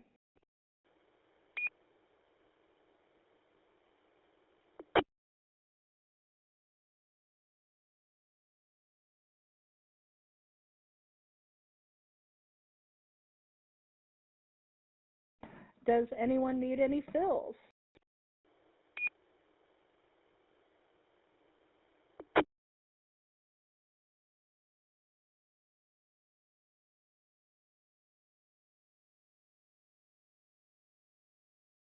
All right, so tonight we had 16 hams participating on the air, so thank you to all who checked in this evening. We hope you'll join us here next week and every Saturday night at 9 p.m. to discuss astronomy, space, and space exploration. On this net, the sky is never the limit. We're always looking for net control stations for this and all the other DARC nets.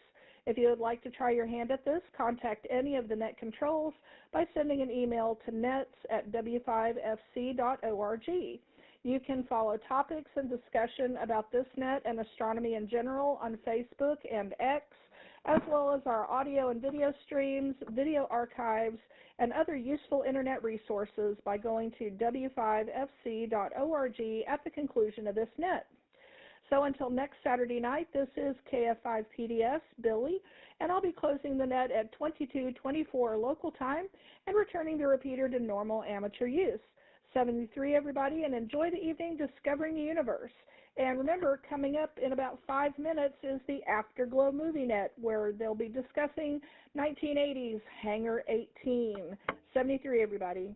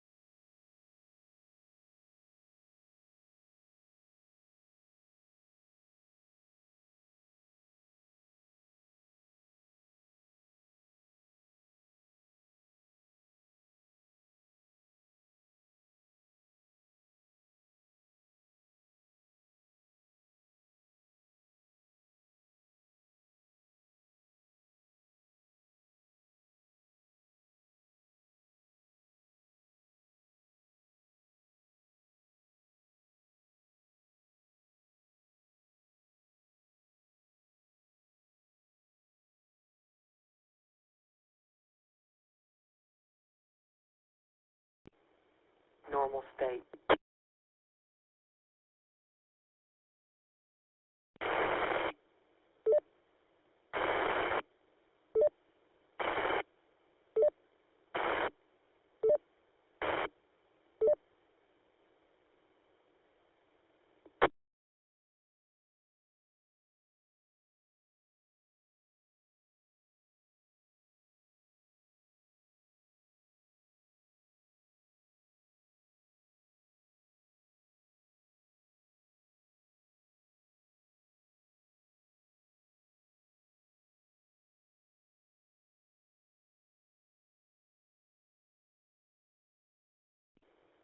W5FC.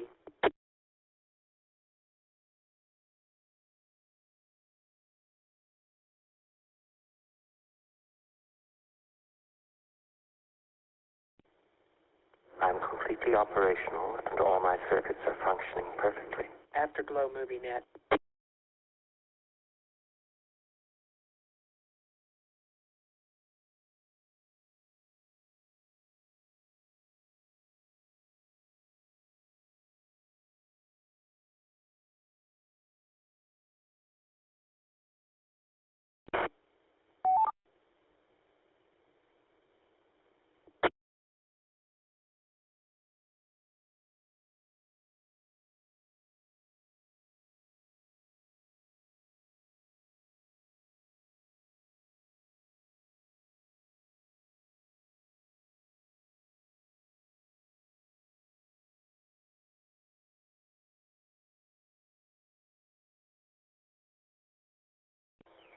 All right, well, it is time for the Afterglow Movie Net. I remember hearing the herald for it, but at any rate, I'm Tom, KE5ICX, and I'll be your net control for tonight's Afterglow Movie Net. What's our movie this week? Well, it's a real gem, offered up by not me, but somebody else who remained nameless. Actually suggests this film from 1980 called Hangar 18. It's a science fiction action film directed by James Conway. I'm going to tell you a little bit about him in a minute. Written by Ken Pettis and a story by Thomas Chapman and Conway. It stars all of these TV has-beens: Darren McGavin, Robert Vaughn, Gary Collins, James Hampton, and Pamela Bellwood. You've seen them all on television, and if you're old like me, you saw them on ABC, NBC, and CBS back in the day.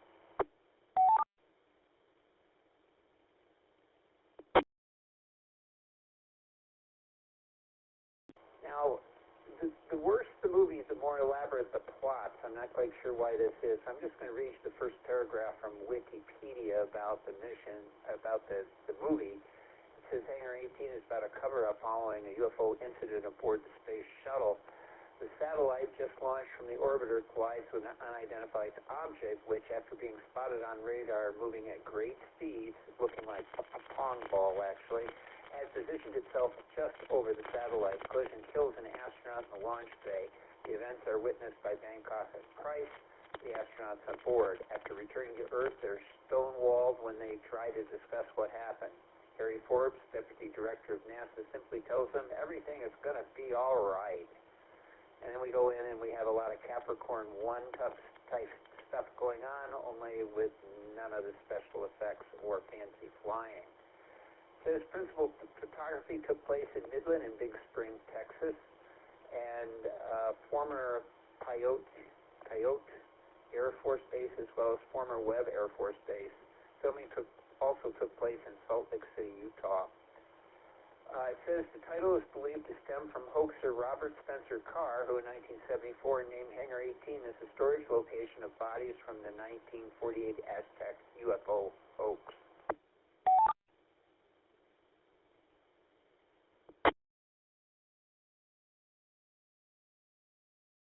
Now you'll love this part. It says Hangar 18 was released in the United States in July of 1980 and in Ireland in March 13, 1981. It was one of the very few American films to be shown theatrically in the Soviet Union and was also broadcast on Soviet television channel Program 1, premiering on January 1st in 82. Due to the limited number of science fiction and action films available to the Soviet public, Hangar 18 became quite popular with the youth of the country. The film was released by Sun Classic Pictures, an independent American film distributor notable for presenting what TV Guide called awful big screen documentaries, such as In Search of Noah's Ark and In Search of Historic Jesus. Sun Classics library is now owned by Paramount Pictures. You know, Paramount Pictures pretty much owns everything now. A version with a different ending was televised under the title Invasion Force. Hangar 18 was released for some reason on Blu-ray on June 25th, 2013.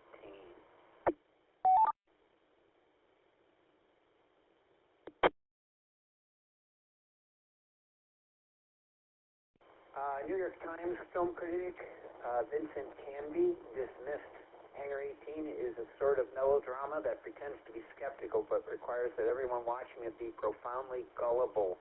It stars Robert Vaughn as the ruthless and fatally unimaginative White House Chief of Staff. In a supporting cast is Deborah McFarlane, who plays a beautiful female specimen found aboard the saucer, a young woman who looks amazingly like a Hollywood starlet. But then, yes, she is. The flying saucer itself looks like an oversized toy that might have been made in Taiwan. There are other reviews of varying qualities, but oh well.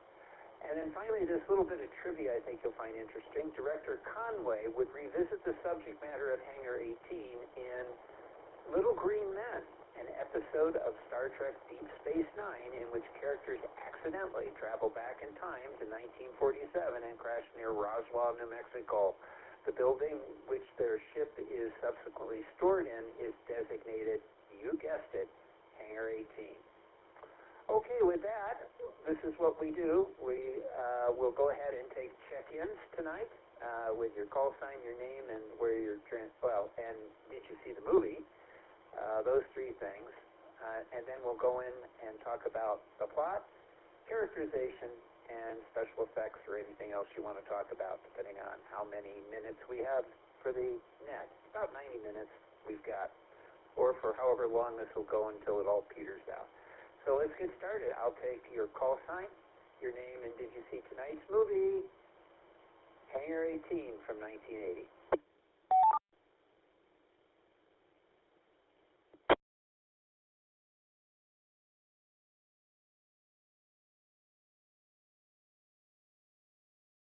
You know, I don't really get why people don't want to be first, but I guess somebody has to.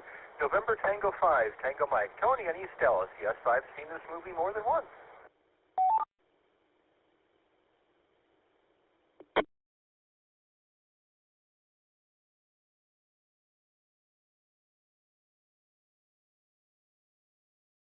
AC5DL, Dave.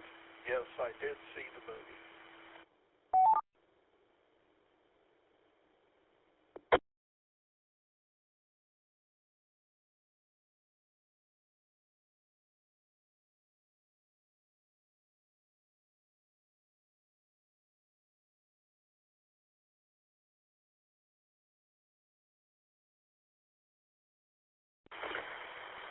This is Whiskey 5, Bacon, Lettuce, Tomato, W5BLT. Bill, I did see this movie.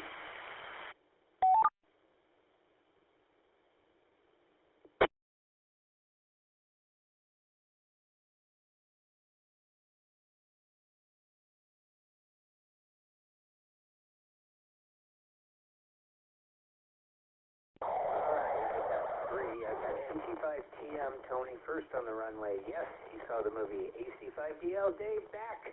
He said yes, he saw the movie. W5BLT, Bill, yes, he saw the movie. Anybody else wishing to check in, please come now. Kilo Juliet 5, Gulf Charlie Papa. Unfortunately, I did not see the movie yet.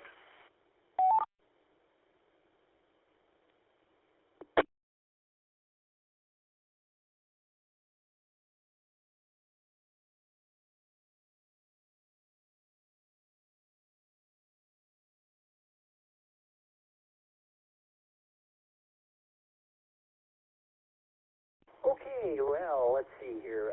I did get another. I think it's KJ5. Is it Bravo Charlie pop-up? My hearing is defective. And can I get your name, please?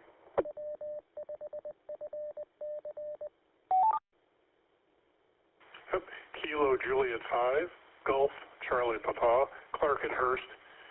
And if your recap there, it sounds like a movie that might make it on the watch list sometime.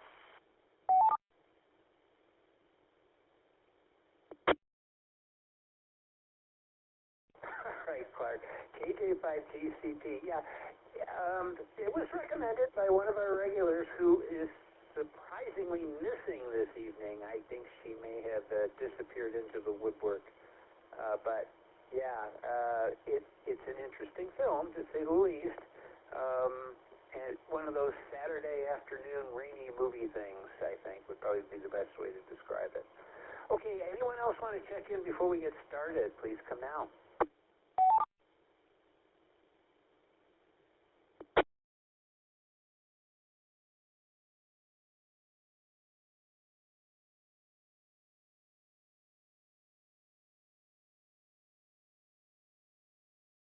Okay, well, we'll go with this, and maybe we'll get some other check-ins a little bit later. We'll find out. So we'll go down the list in order. Tony was bravely stood up and said, "I am Spartacus." Well, Spartacus, tell us what you think about the plot to Hangar 18 from KE5 ICX.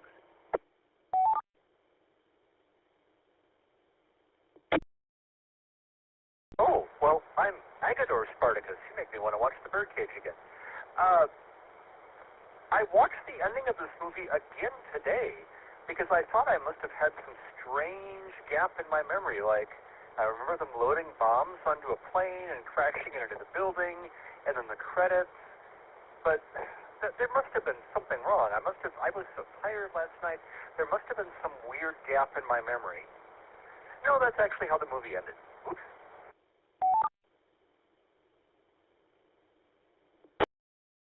Now, that's not unique. For example, a movie that I really loved, Moon, the one-actor movie starring Sam Rockwell, basically ends that way. All the struggle is on the moon, and then we get a little bit of voiceover. Hey, something odd has happened in the news. But it ends with that same kind of sudden whoosh, we're out of the action.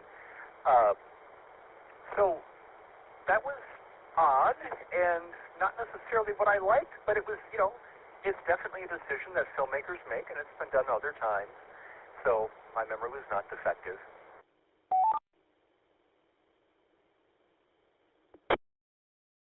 In general, I thought engaging. I kept watching it. There was confusion and tension. I'll insult the special effects later. But confusion and tension are appropriate when the characters are feeling confused and tense. I disliked, if you liked The Dukes of Hazzard when you were a kid like my brother did, this was your movie. I disliked the way that movies in the 70s, and this really looked like a 70s movie despite having come out in 1980. Maybe they filmed it in 79. I really disliked the way that movies from the 70s relied so much on car crashes. Yes, I don't like car crashes. They're unpleasant, but car chases and car crashes are just not that exciting for me. So I thought the plot relied too much on that 70s cliched stuff. But again, nevertheless, I thought it was appropriately confusing, appropriately suspenseful, reasonably threatening, and your description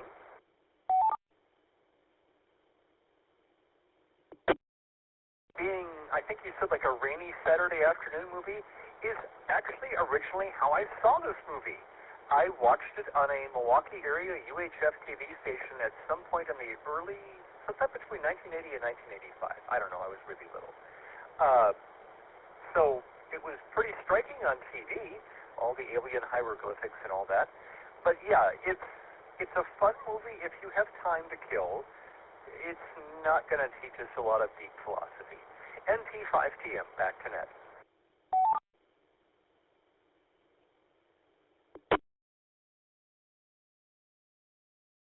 Oh, thank you, Tony. Yeah, and when we watch these things on Friday night, and a number of us, for you out there listening, some of us watch the movie together separately at 8 o'clock, and my sleep time is like very close to 9:30. So watching this movie and then going to bed, it's sort of that somnambulistic time. I don't necessarily know what I've exactly seen because I'm falling off asleep.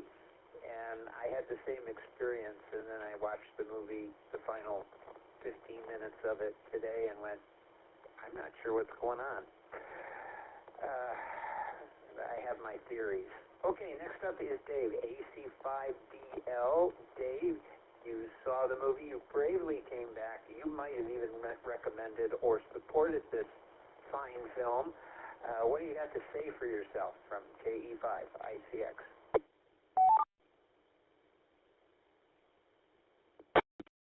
K5ICX, AC5DL. Well, good evening, Tom, and all on the net. Yes, I did see this movie, and of course joined everyone yesterday evening to watch it. And in terms of the plot, of course I always like movies that have Air Force people in them because I was in the Air Force, and this one was closer to home because it had space operations in it, and I worked with that, but nothing like what some of these characters did. I mean, we're looking at two Air Force guys that are astronauts on the space shuttle, and they see this UFO, and one of them gets decapitated in space. That was a little traumatic, but anyhow, it goes on to having a UFO land on Earth, and we have a chance to get inside or see inside the UFO, and I remember Tony was saying the thing looks kind of like Transformers on the outside, and it kind of did. It was a strange-looking craft and what have you, but I got some things to say about characterization later on, but in general, I noted, I think it was Tony was also saying about bad driving in this, and it seemed like any time these astronauts or the Air Force guys got behind the wheels of some car, there was always something traumatic. I mean, even when they were driving an oil tanker, believe it or not, and then one of them gets out, I think it was Price, gets out on the back end of it and opens up the spigot and lets gasoline out, and he gets shot by the people chasing him, and I gotta hand it to that guy that shot him because he's like 20 yards behind, and he pulls out a 38 special, it looked like, with a 1-inch barrel, and he only shot one time, and right on the first shot. That's a little bit hard to believe, but anyhow, that was in there, and just all kinds of interesting stuff. The inside of the spacecraft is one of these things with 500 buttons in it, and they're all trying to push them and figure out what happens. Anyhow, interesting movie, but a lot of far-fetched stuff in it. But anyhow, for the plot, I guess that's all I got. Let's see, what else was I thinking about this? Oh, your comment about, Tom, your comment about this movie being released on Soviet television. It was one of the limited number of science fiction movies available to the Soviet public.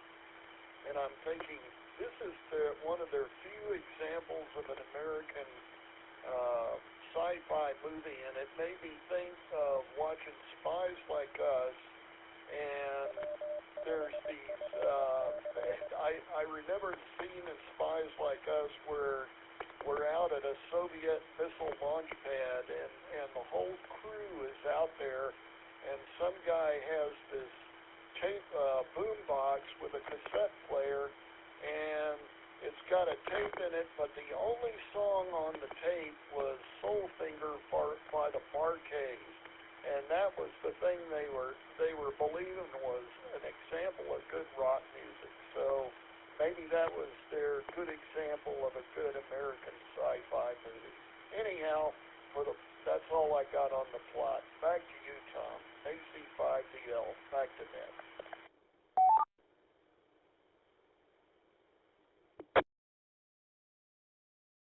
All right, thank you, Dave, and thank you for those comments. But I do have to say this. Did it ever occur to you that maybe this is like cyber warfare in a sense, that disinformation or something, that the Soviets were led into actually putting out questionable science fiction movies to prove their superiority in the science fiction genre, compared to the capitalist pigs that put out movies with TV has-beens in them? I don't know. Maybe, maybe not. Who knows? Next up is Bill, W5BLT, Mr. Bacon, Lettuce, and Tomato. What do you think about the plot?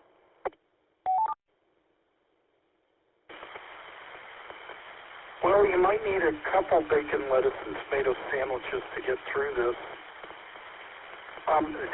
You talk about this being a Saturday afternoon rainy day movie. It could also be a winter blizzard type movie back in the 80s that you would watch. We spend our time now, a lot of us, scrolling aimlessly on the phone. Back then, we didn't have cell phones sitting in front of us, and so we'd watch a movie like this. And it passed the time, and you would talk to each other while you watched it, and sit by the fire as the snow falls. But the plot was kind of that same predictable UFO comes to Earth, and they're going to do a cover-up. It was interesting because they wanted the president around for another 4 years and save the military, and so there was that piece of it. The piece that they had in there that the aliens were coming back, that were the ancestors, I guess, that we are descended from them on Earth. So they had that in there. They had, I think, a really bad synthesized computer voice. I'm getting ahead of myself, so that's in the second round. But interestingly, I was reading on this movie, and there were two endings. The movie theater had the ending where everybody gets wiped out at the Air Force Base. But then when they released it on TV, it was kind of implied that the alien ship or the shield or whatever protected them, and then they were able to have the press conference and talk about the story or something. So there was two endings, and I think it cost $11 million to make, and they made $11 million or something, at least in the U.S. So I don't know. I was just reading statistics or things about this movie, so I had done a lot of research. But yeah, it was kind of an interesting plot. We've seen it in some movies. Interestingly, too, the car chases and things like that in the movies that you always had brought back memories. Gas prices are so high, and so it was interesting. We always had all the car driving stuff in the 70s movies, TV shows, and we'd watch people drive cars and stuff, and I read an interesting article one time about that theorized that the reason that we did that is because it was so expensive to drive. And I suppose maybe there's something to that. But it was an interesting movie. Not maybe one that I would go back and watch again, but I think I may have watched it as a kid, because the more I watched it, I thought, this seems familiar. W5BLT, back to Net Control.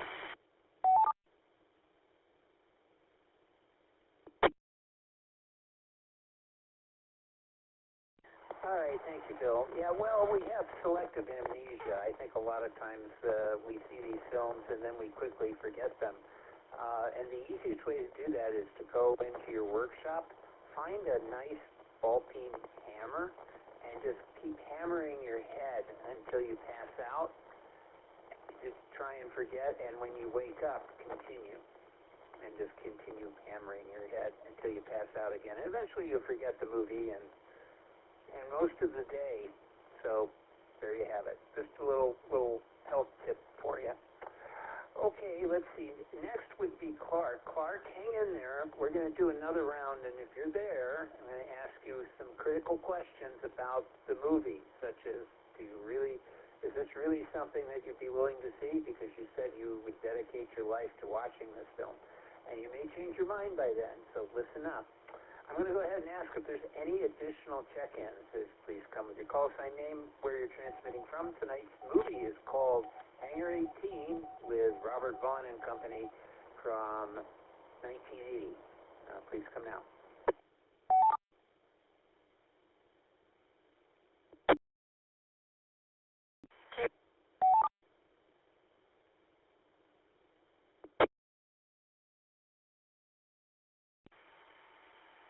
Kilo Bravo 9, Sierra for Kilo, Sean in Fort Worth. Yes, I did see this movie.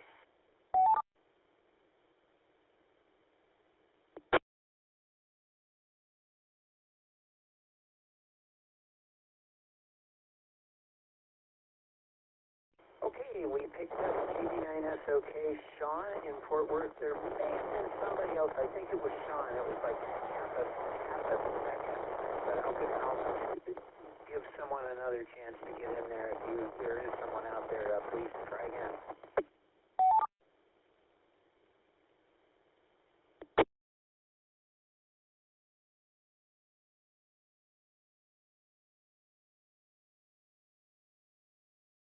Okay, that was Sean. TV9SOK. Sean, you're up. What did you think about the plot for our fine film?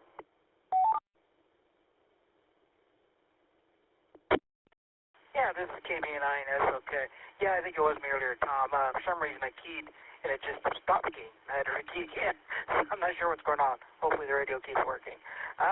Yeah, this was kind of interesting. I do vaguely remember seeing this in the 80s.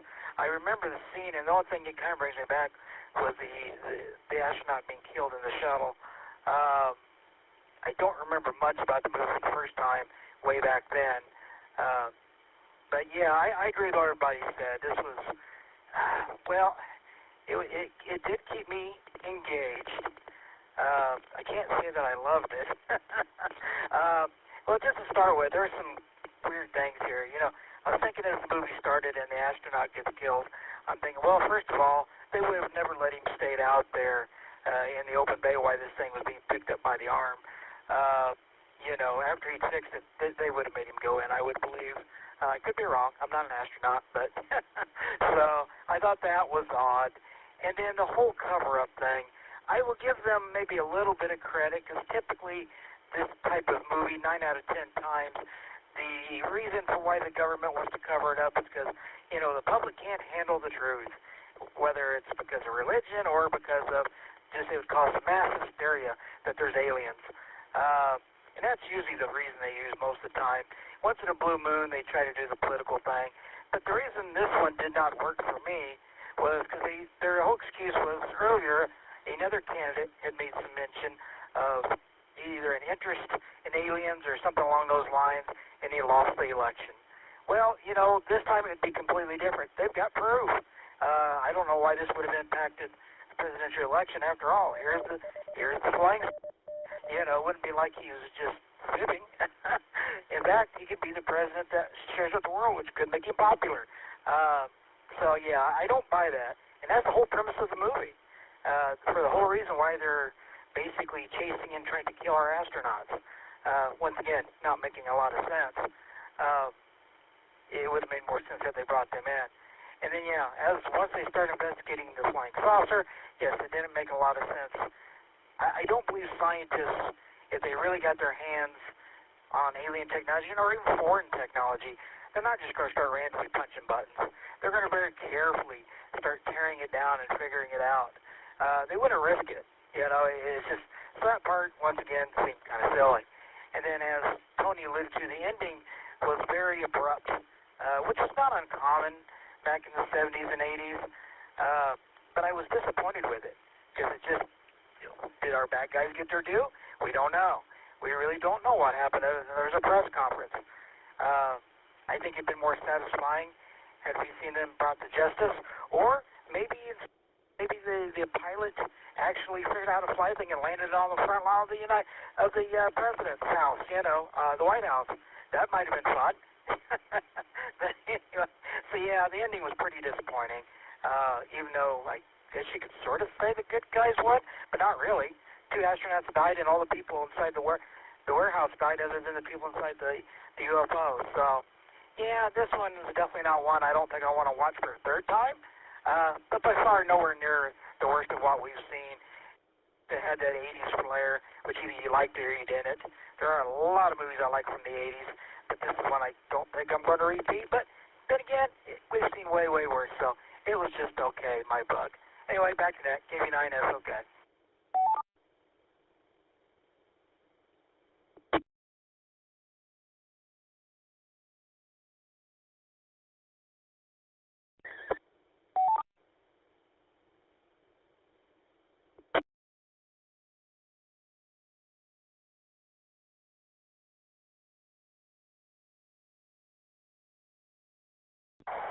Here we go.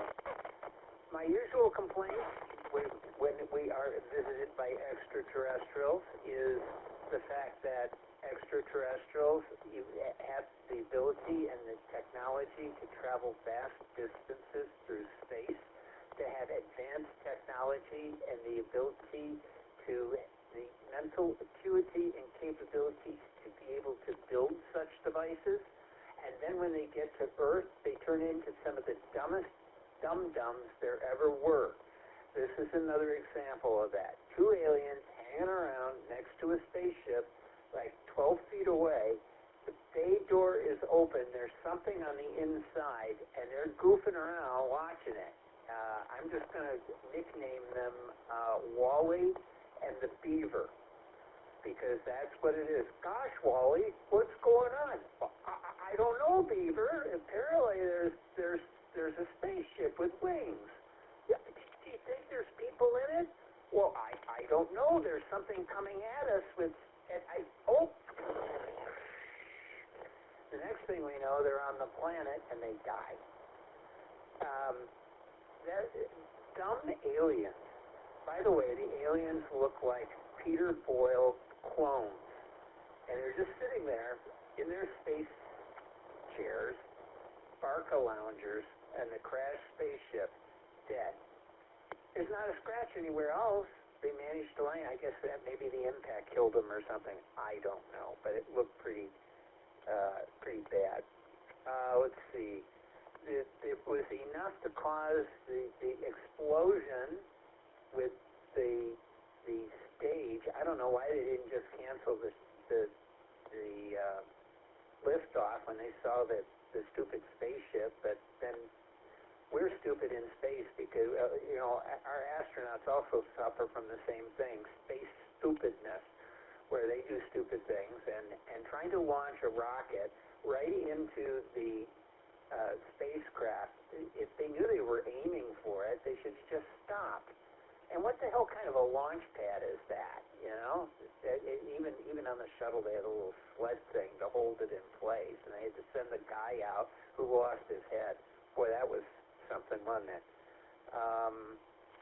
What was I going to say? Crashes. Yes. Oh, they crashed the plane into the thing, leaving the leftover. Let me reset.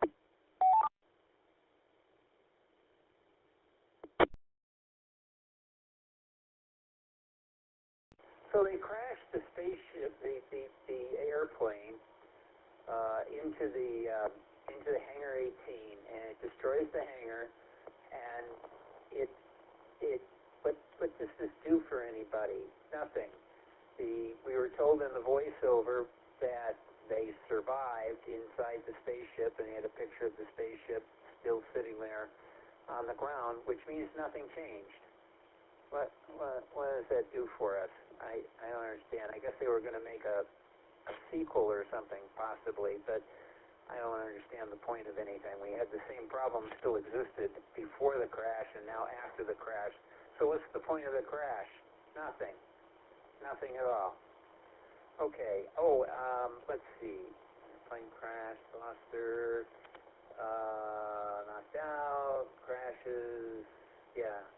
Oh, the car crash, and the tanker crash. We got all that. The two astronauts, Dumb and Dumber, they end up, the one ends up falling off the truck and dies or is expired. Take care of him. I've got to go. And he leaves the scene of the accident. There are cars in flames. The entire freeway is a wall of fire. He gets in somebody else's car and drives off, and the rest of the people are sitting around going, gosh, I wonder what's going on. Maybe we should, I don't know. What the hell is going on there? They don't care, and then we find on the news they identify the astronaut at least, and that's it. And then we know. Oh, well, that's it. So I wasn't too sure about that. Now, it's interesting about the plot. We have, let's see, Capricorn 1, where we're trying to kill the astronauts, 1977. We have to look inside the spaceship and the spaceship landing to talk to us. That's Close Encounters of the Third Kind, 1977. We've got the Road Warrior stuff and climbing the fuel tanker. That's Mad Max, 1979. What am I forgetting? Any rate, they've got all that stuff. And then, of course, let's not forget Chariots of the Gods. Chariots of the Gods, where we are descendants of the aliens. That's, 1973. Let's put all that stuff together from a company that makes documentaries, and bad ones at that, and you end up with this film.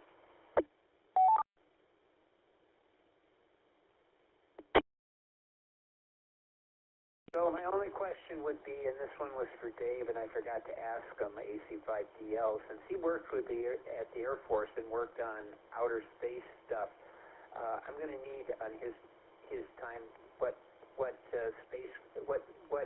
flying saucers he's had to deal with, and what do you do with them, and is there a Hangar 18? I bet you there is. Hopefully they handle it better than others. Okay, next round is characterization. So we're going to go to Tony, NT5TM. Tony, you're up. Tell us about characterization. I know you just admired the astronauts and the government operations and everything. You probably took copious notes on all of it. What do you think from KE5 ICX?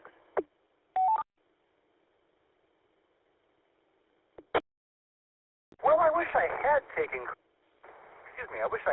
copious notes, because I mostly could not remember their names. I think the dead astronaut was called Lou, but mostly I could not remember their names. But the good part was I could clearly tell them apart. The astronauts, the creepy political dudes, the immaculately dressed henchmen. I mean, they really thought they were in a James Bond movie. Do you have to wear a three-piece suit to shoot somebody with a little handgun? In this movie, you absolutely did.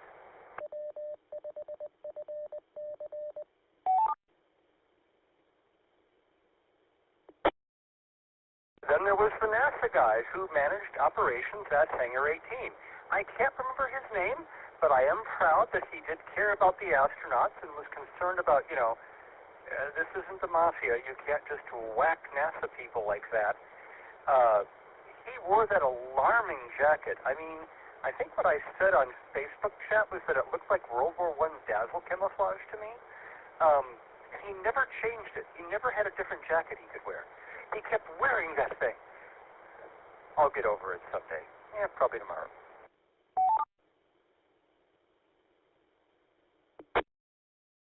Nevertheless, it contributed to the general pattern of, I'm glad to say, the characters were very easy to tell apart. The very eager linguist with his computer-aided translations and his study of languages in other places in ancient Central American inscriptions. The characters were strongly drawn. The creepy ones were creepy. The henchmen were very thuggish. I guess they could have looked a little bigger and beefier. fancier, that would have been more traditional at the time, but I guess the three-piece suits did that for them. So the characters were well delineated, easy to tell apart. The good guys were good, the bad guys were bad. The NASA people seemed to care genuinely about science. Nothing too original. I don't think anybody had a good dynamic story arc here, but, you know, at least we could follow it and the characters supported that. NT5TM.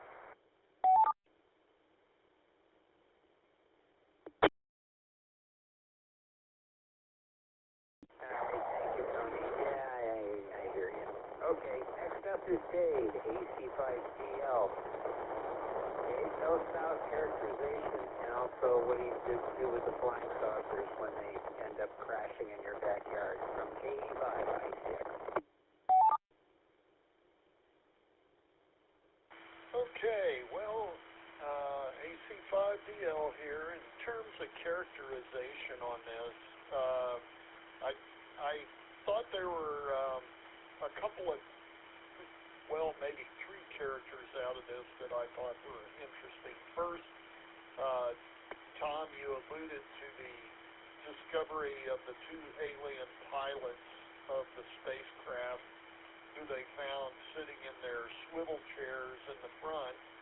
And when they turned them around, you know, you said they looked like Peter Boyle, but the first thought I had of these two characters was that they looked like Uncle Fester in the Addams Family TV series, except they had these pale blue eyes. But anyhow, they were kind of weird looking. And then there was the female specimen that they found on board, played by Deborah McFarlane, and apparently this was her only claim to fame in any kind of moviedom, if you would use that word, if that is a word. I guess it is. But anyhow, she had only one line in the movie, and that was to scream. And then after that, we never saw her again, but apparently she served her purpose in that the people were able to figure out, oh, these aliens have been studying real human beings.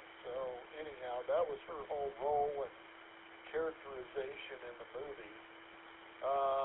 So anyhow, you asked the question about what does the Air Force or government do with spacecraft from outer space that they find, and I really don't have any knowledge of that, and even if I did, I couldn't tell you, other than to say that I've heard that there are some of these kind of spacecraft in your garage, or maybe that was at your former address in Dallas, Tom. That's always been the story. Don't know if they're at your current place in Corpus Christi, but anyhow, I can say that I don't know of any UFO spacecraft that I remember from when I was in the Air Force. So anyhow, AC5DL, back to net.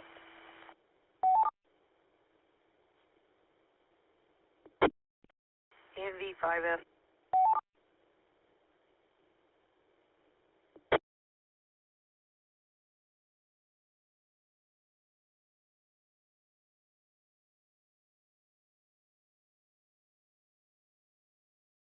Oh, I hear someone out there. NV5F, it's Virginia. Welcome. I was wondering where you were. Go ahead.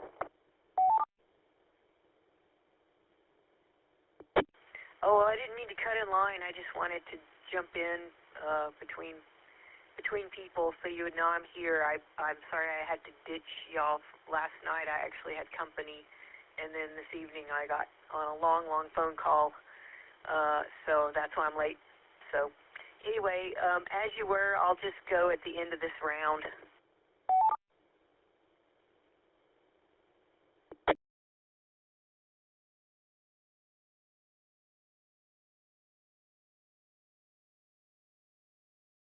All right, well, yeah, we're on characterization, but we'll get to you in just a little bit. Let me get to Bill, W5CLT.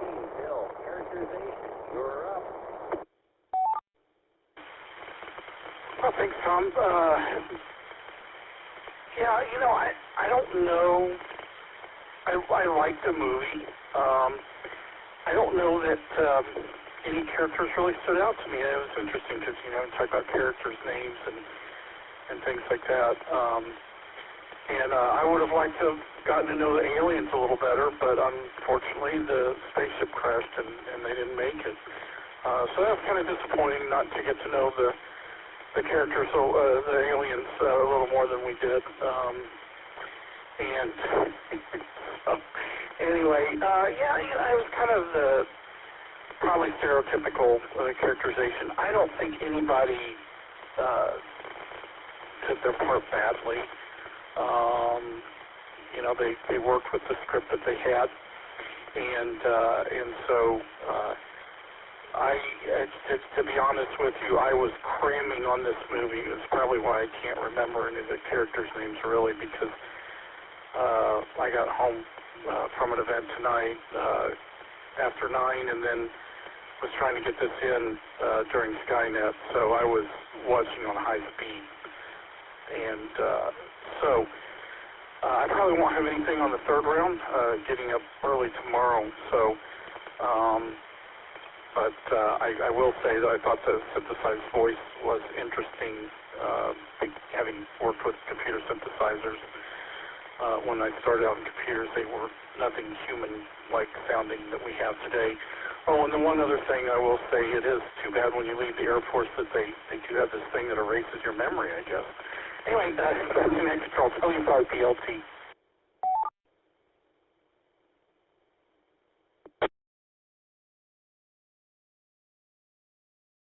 Yeah, you know what, you're right. You got to remember the Air Force is going to use that technology that the aliens leave behind.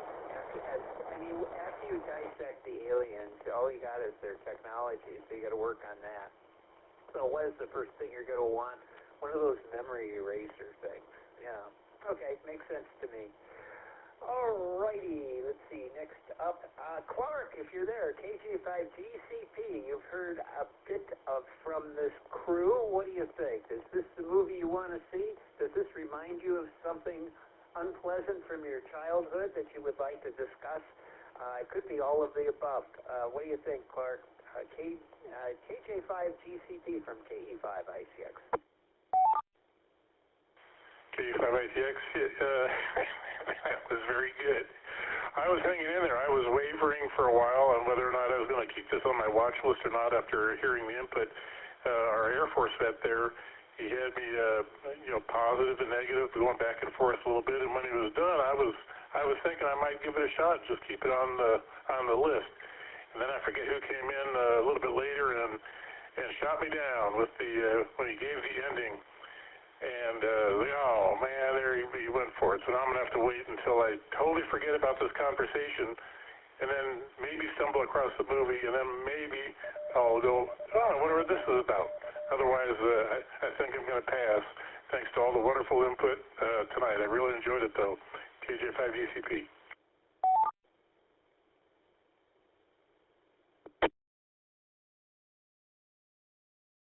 All right, great. Well, you sound resilient, and if you become regular with this group, you'll be very resilient to terrible movies. Clark, write this down. My call sign, Kilo Echo 5, India Charlie X-Ray, KE5ICX at yahoo.com. Send me an email with and let me know if you wanted to. You don't have to, of course, and I'll send you out the movie information for next week and every week thereafter. And for those of you listening, and for Clark's benefit, next week's movie is going to be the Philadelphia Experiment, Part 2. There's a Part 2. This one actually looks better than the original, but that's another story. So I'm going to try something different so that people at least know what the movie is if they're listening early. There you have it. Okay, next up is Sean, KB9SOK. Sean, what do you think of the acting and characterization in our fine film?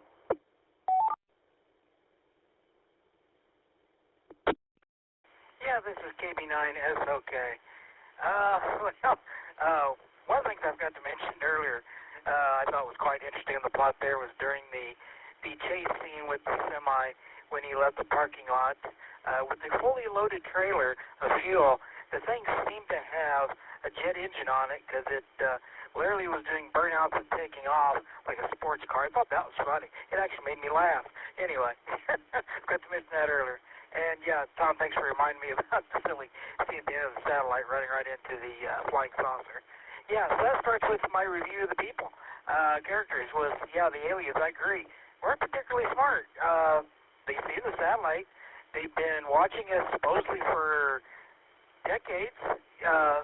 So, you know, why they didn't think we were going to launch the satellite, or than the fact they thought, well, surely they won't. They see us parked here, right? No, we go ahead and launch it anyway. They should have known. They've been watching humans.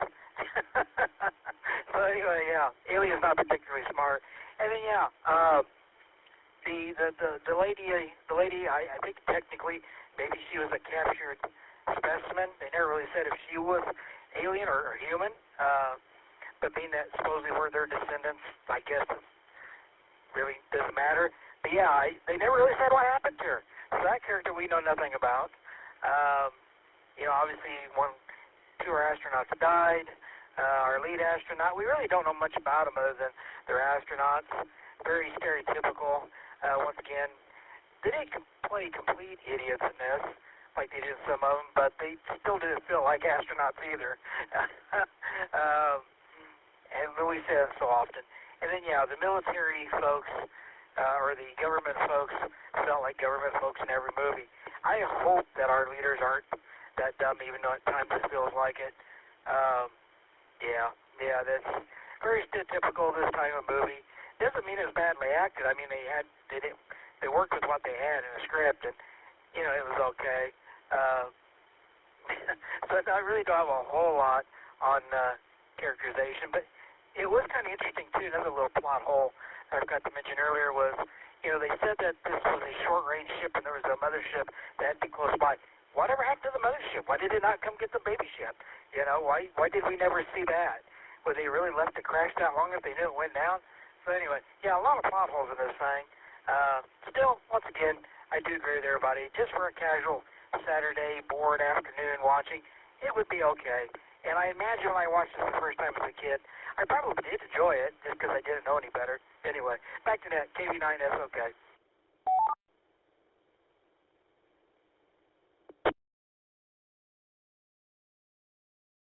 All right, thank you, Sean. Yeah, I forgot all about that. The throwaway line about the mothership that's sitting out there going, gee, I wonder where Wally and the beaver are. They should have been home for dinner by now, you know. Maybe in the part 2, Ward and June will go out looking in the neighborhood to see where they're at. Or maybe Eddie Haskell will show up and talk to the Air Force people and try and woo them away, you know, and take the hotwire the spaceship and take it back to the mothership. I could see that. Maybe Lumpy could make an appearance. You never know. Or Gilbert, remember? Gilbert was there too. Or Ed, what was it? Ed the fireman? Who was it? Gus the fireman. Yeah, Gus the fireman on the mothership. Okay, let's see. Next up is Virginia. Virginia, you get to talk about two different things. You get to talk about the plot and then characterization back to back. NB5F, you are up.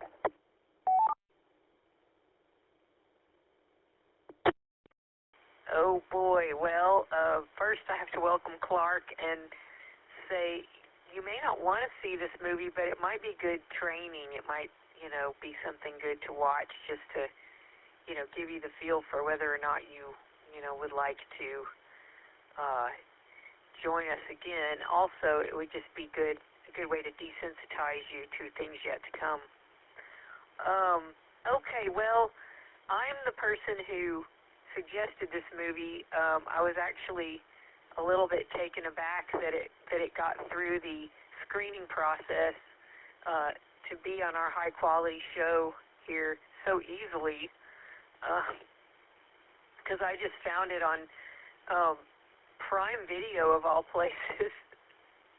And sometimes I'll just go, I need something to put on just to, have something going, while I'm doing chores or something. And I saw this 1980 science fiction movie I'd never heard of, and I had to check it out. And I immediately was like, oh, we need to, watch this. So, yeah, the plot to me was like a cross between Capricorn 1 and like a really bad version of Close Encounters.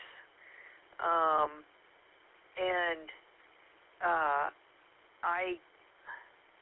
don't know, it just felt like it was trying to kind of smash those two ideas together, because you've got these aliens and they've crashed and they're investigating the ship, and at the same time you've got these astronauts that saw, their friend killed, and that was, this big cover-up, and they were trying to investigate it and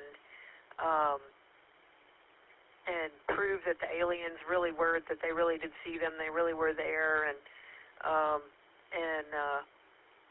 the inevitable thing of the other astronaut getting killed. And I don't know, I wanted to have a chance to watch it again this weekend, and I didn't have time. I could have watched it sometime today, but I got up this morning and was just getting stuff done, and then after in the afternoon I started working on artwork, and I just didn't really have a chance to see it again today. I wanted to kind of rehash it so I could pay more attention to certain things in it.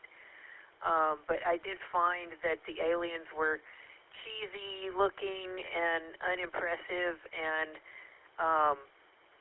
the beginning of it was, I never liked the movies where like they had sort of a realistic setup where there's like a space shuttle, kind of a current day thing. In fact, this movie predates the first, manned space shuttle flight. And they were starting to put space shuttles in a lot of things at the time, or even in the 70s, you were seeing, because of the space shuttle program being started and the inception of it, I guess, was in the late 60s, right after the Apollo program. But in the 70s you start to see space shuttles, and in the early 80s there were space shuttles in a lot of movies. And it always kind of bugged me when they had like a real space kind of scenario where people were in space, in orbit, or like on the moon or something, and then they had something bad happen, somebody got killed or something. I've never really liked that, and it was kind of gory. It was kind of gross the way he died. Anyway, I don't know. It was just kind of predictable, I guess. But at the same time, the part with the aliens was just so cheesy that I think it could have been a lot better of a plot if they had just done more with the aliens instead of just having them like be dead, and now we got to investigate their technology. And so that whole end of the movie was just boring and not really very engaging, because you just have these people like contending with their ship and what it can do, and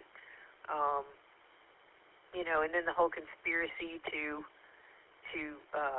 destroy the evidence, and then the abrupt ending, and Tom, like you said, the aliens don't seem very bright, and you're wondering, like, number one, why aliens would cross all of this vastness of space in the first place,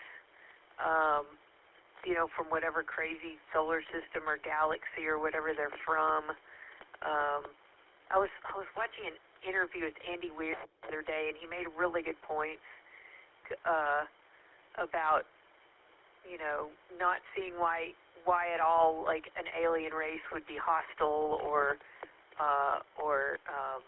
why they would go to war against Earth, or why they would want all our resources, or why they would, it would take them so many resources to come that far, that they'd have to already have resources. Why would they want ours? And I was so I was kind of thinking about that when I was watching this. I was like, why would they even be here? I guess so there would be a movie, but anyway, I'm with y'all on, it was just kind of, I don't know, just sort of there, kind of predictable, kind of dumb and corny in places, over the top in other places. Definitely had notes of Capricorn 1, you know, the astronauts on the run trying to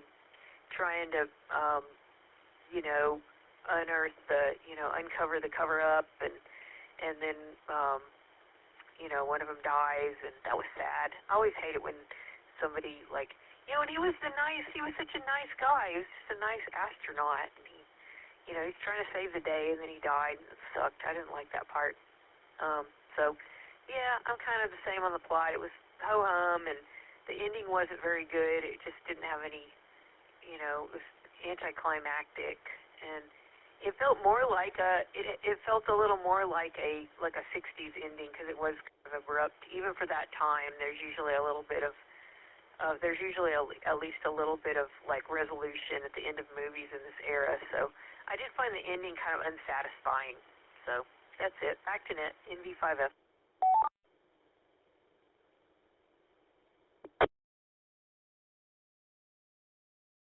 All right, thank you, Virginia. So you had sympathy and disdain at the same time. Interesting emotions, and congratulations. You may be the new grand matriarch of bad movies.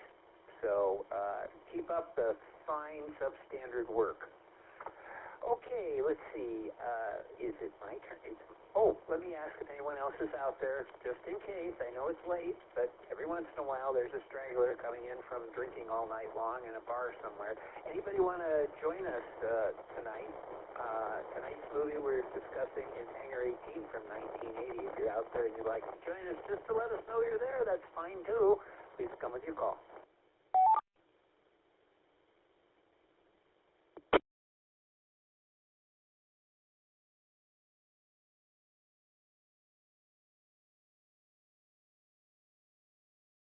Okay, I heard no one. Well, I just watched the last episode of Superman from season 4, I guess it is, and they just went to the first episode for part 2 on VTV right now. So there it is. It's the very first episode showing if you want to watch it. Okay, acting-wise, you know, it's all our favorite actors. I mean, you know, these people have appeared in everything. Robert Vaughn, Man from U.N.C.L.E., was really popular. Gary Collins from The Sixth Sense. I saw both those shows when they were on the air. I'm old. Joseph Campanella, he has a brother, too. Frank Campanella is in this. I remember him. I think he did ads more than anything else. But the one guy everybody should know is Bill Zuckert, who plays Ace Landon. And he was on Dinosaurs. So everybody, when they watch the video, they see my baby dinosaur back here. He was the voice of the daddy, not the mama. Not much to say about the acting. They pretty much played their usual roles. Robert Vaughn plays the creepy chief of staff. Robert Vaughn plays Robert Vaughn so well. There's just nothing quite like it, like that. So what can you say about Robert Vaughn just being creepy? Gary Collins plays Gary Collins. He's the nice, genial astronaut. James Hampton, who was on F Troop, he was nice. He was liked by the guys in F Troop, so yeah, it makes sense to me. And the rest of them, I don't know. They were just kind of like throwaway roles. Darren McGavin doing his little bits with his hands and stuff, and little bits of business, I guess they call it, in acting class. He continued to do that. He was a little more restrained than he was in, the Night Stalker series, but he's a likable guy. And, of course, Christmas Story. That's it. I don't have anything really to say about them as the story goes. The story was kind of plodding along and heavy-handed, but what do you expect? Okay, with that, we've got the final round. This is where we get to talk about special effects, music, anything you want, or stuff you may have left behind in the first 2 rounds that you would like to discuss or bring back up. So we'll start at the top with Tony, NT5TM. Tony, last words, cigarette, blindfold, you're up.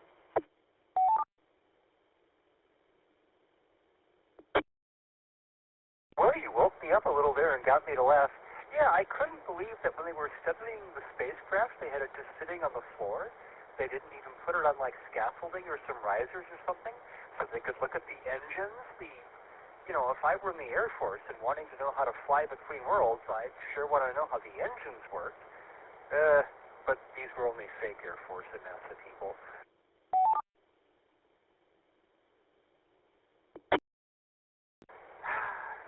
The music was, I guess, melodramatic. It served its purpose, although it was very forgettable. No, theme from Raiders of the Lost Ark going on here. Special effects, not so special. That was a horrible-looking space shuttle. They were horrible-looking spacesuits. I guess the laser beams that destroyed the cabinet of computer stuff were kind of okay.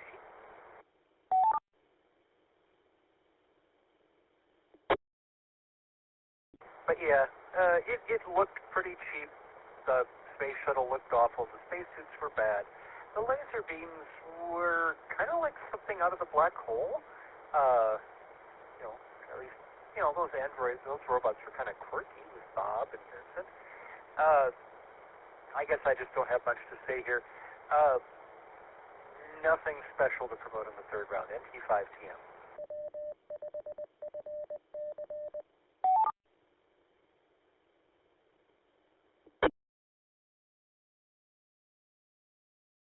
Hi, thank you, Tony. And I guess I don't know what else to say. I'm watching Superman. They just went to the Griffith Observatory, and that's on Krypton, in case you wondered. And he's using the world's Jor-El is using the world's biggest beaker to fill up fuel for the spaceship. That's about the size of a Samsonite luggage case he's going to send his kid in. Okay, next up is Dave, AC5DL. Dave, your last words on our fine film tonight, whatever it's called, the Hangar 18 from 1980. How quickly we forget. Anyhow, special effects. I thought it was interesting when they were showing the mission control, and we're looking at some of the monitors and what they had on them, and they were kind of odd things, and especially one of them that just had a grid pattern on it, and you didn't really understand what that was until later on. You see they have this same grid pattern on a monitor up in the space shuttle, and they're watching Pong on it. They're watching the UFO moving at incredible speeds, bouncing off the ends of the grid pattern, just like in Pong. But then I guess that was some of the 80s effect in the movie. Geez, that's about all I can really think about on special effects, things that didn't impress me, so to speak. But anyhow, back to Net Tough, AC5DL.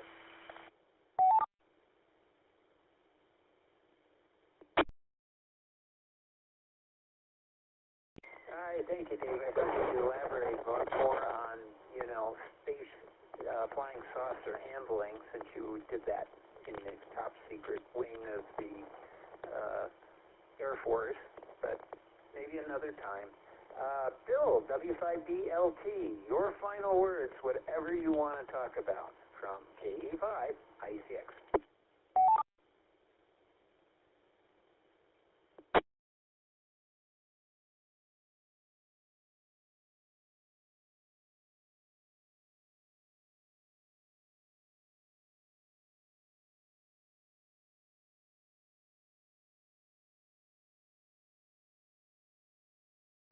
W5PLT, did you fall asleep? Did you run away? Are you watching the movie again, thinking that it may be able to redeem yourself for the final round? Are you there?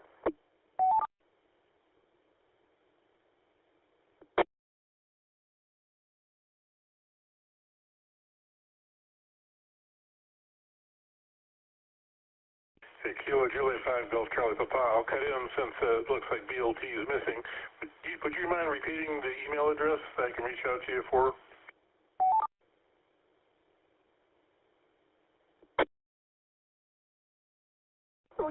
Kathy to Clark. It is Kilo Echo 5 India Charlie X-ray at yahoo.com. And I'll probably recognize, well, I don't know what your email will be. Just tell me you just want to be put on the email list, and I'll put you on the email list.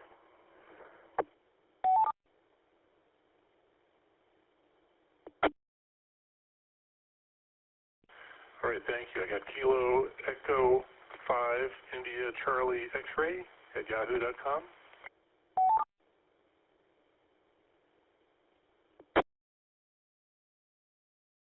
And by the way, while I've got you, since you were next on my list anyway, if you've got any final comments for tonight about what you've seen or anything you'd like to talk about, or you got a suggestion for a movie, that's even better.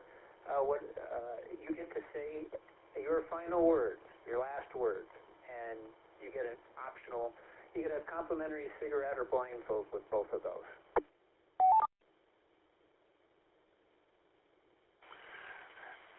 Well, thank you very much. I appreciate that. My final words are I really enjoyed the conversations tonight and the wonderful senses of humor. It was my first movie net, and it was just fantastic. So I look forward to some future movie nets. Although I appreciate the heads up for the bad movies being the subject, so I'll have to fortify myself for dealing with that. But thank you all very much for a great conversation. KJ5 GCP.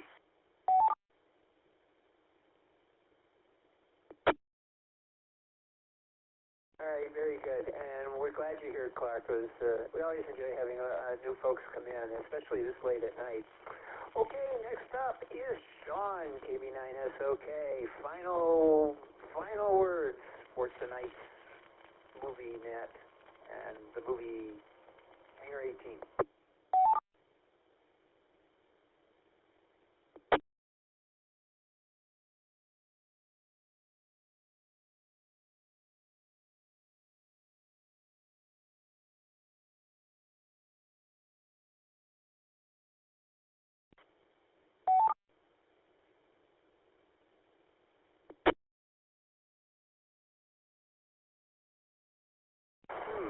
That's unusual.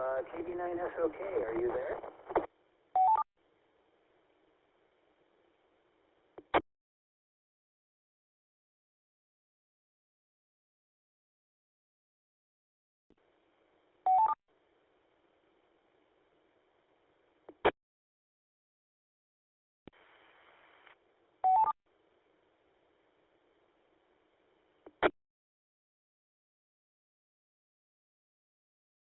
Okay, well, I hear somebody keying that suspiciously sounds like it could be Sean. It might be Bill. Either station, try again. There's no audio.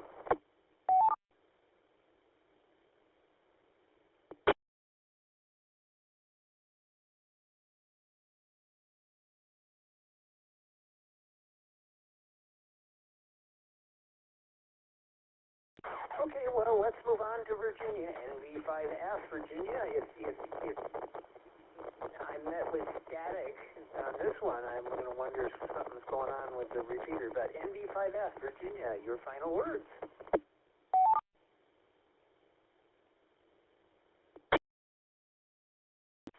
KE5, ICX, this is NV5F. Before I say much, I will see if you can hear me.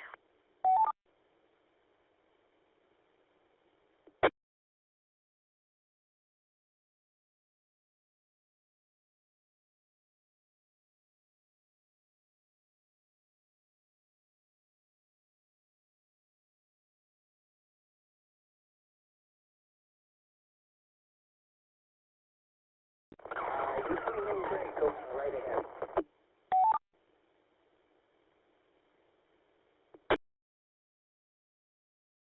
Okay, just wanted to make sure. My display shows that I'm keying the repeater, but I just wanted to make sure. Well, I realized I didn't chime in on characterization in the last round, so I can say something about that. I did notice a lot of familiar actors in this fine film, people who I did recognize from other shows and movies. I'm not great with actors' names from that era, so I would have had to look up all their names, but there were a lot of familiar people who are kind of those steady working actors that were just in a lot of stuff at the time, and none of it was really big stuff or real flashy stuff, and this was definitely a small, lower budget thing, and did recognize a lot of these people. Yeah, everything there was fine. All the acting seemed fine. I mean, the aliens were cheesy. They didn't get to do very much acting. They just had to be there looking, motionless. So that can be hard to do. So yeah, I didn't have a whole lot to say there other than what other people had said. Let's see, what else? Oh, well, I appreciate your compliment in calling me the matriarch of possibly a new matriarch of terrible movies. I was so honored that you picked this movie, and I did recall that last week sometime I was watching another wonderful movie called Battle Beyond the Stars, which is from a similar era to this one. Might be a little better than this one because it's a little more out there. It's not as close to home. It's more intergalactic space cowboy. It was kind of a movie that was sort of trying to be Star Wars and maybe a little Star Trek. In fact, what were we saying that you watched some of it and we figured out that this was a James Horner soundtrack on that movie, and it makes it obvious why they chose him to score Star Trek 2. So the soundtrack on that movie is actually pretty good.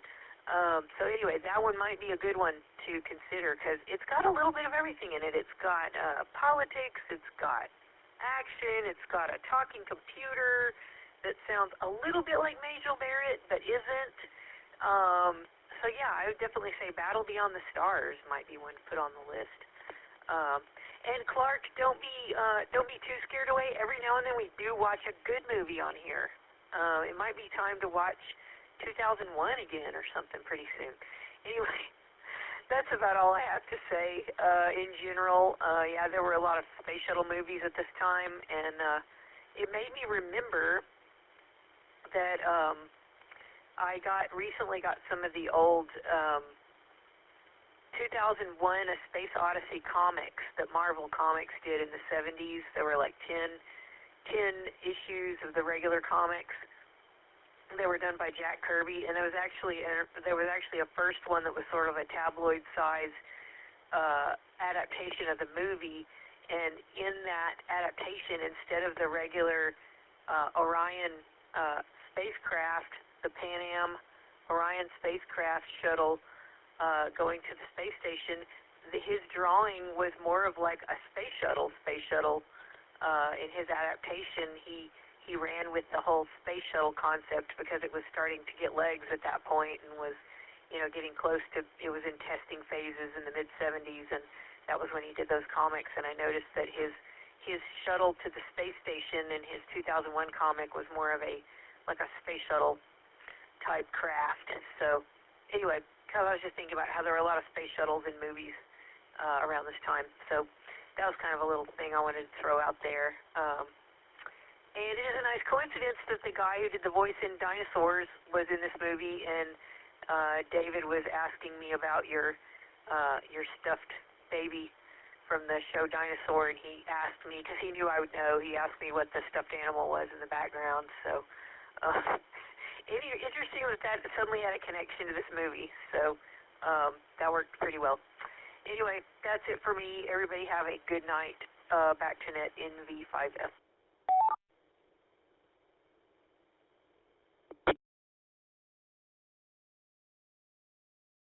All right, well, very good. Thank you, Virginia. Thanks for your comments, as always. I'm glad you did show up finally, and hope you had a good time with your friends, visiting, all of that. And I'm going to check out the Kirby 2001 comics. I heard about them. I'd seen them in passing while doing 2001 stuff. and you need to go back and look at all that. There is a whole sequelitis thing with 2001. Some of it interesting, some of it not so good, and some of it somewhere down in between. So you need to check that out. Okay, let's see. Oh, let me ask if anyone. Oh, well, let me give my comments, I guess, on the special effects. Nothing to report. I mean, I did mention I kind of made my comments about, and you did too, Virginia, having to do with all of the copycat stuff from other movies. We did have Capricorn 1 and the big chase. Instead of having that airplane chase and the Jerry Goldsmith score, which was fantastic in Capricorn 1, one of the probably the best scene from the movie, we had the gas tanker going down the road, swerving and doing stupid things at low cost, of course. Close Encounters of the Third Kind, they did the remake thing in '79, I think. They did the interior of the spaceship in '79, same year before this movie came out, so they probably were inspired by that, or not inspired, as the case may be. We got that. I don't know. The effects weren't too bad. It looked like Mission Control was done inside of a small closet somewhere. But overall, even the consoles looked pretty good. I think they went to Woody's props out there in Hollywood, West Hollywood, picked them up, brought them to the studio, and did their thing. Who knows? Something like that. I think Woody's is going out of business, too. I think they're closing at the end of this year. I have to go back and look, but I don't know what's going to happen to all that stuff. They could probably make a fortune off of all those slant consoles and all the stuff that they've been renting for years, things that you've seen in a million movies probably go for a pretty penny. Going out of business could probably be a huge windfall for whoever. It's not Woody anymore. Woody's dead, but whoever owns Woody stuff, I think, would do well. All right. I don't have anything else, I guess. The music was mediocre, I guess. No, I really don't have anything else about it. The ending was abrupt and ended very quickly and didn't have any impact to me at all, and I can see why people went, ah. But we had a lot of science fiction movies like that, which was mentioned earlier, so I guess I can't complain about that. That's kind of the way it goes. All right, with that, I'm going to say 7-3 to everybody. Next week's movie, I will put That'll Be on the Stars in there. That one has Robert Vaughn playing Robert Vaughn in it, so there you go. Another Robert Vaughn movie. I did come across the Philadelphia Experiment quite accidentally today. I'm kind of anxious to see it. The first one was kind of The second one actually looks better than the first. It's very interesting. A revisionist history thing where the Germans win World War II. So the present changes because of the Philadelphia Experiment 2. So we'll be doing that next week. Really good copy available. I forget where. It's one of the regular streaming services for free. So I'll send that all out to everybody, probably in the morning sometime. So say 7-3, everybody. Have a good evening. Thank y'all. The first episode of this. Not bad. I'm watching with subtitles. So see you all next week. This is KE5ICX, now clear.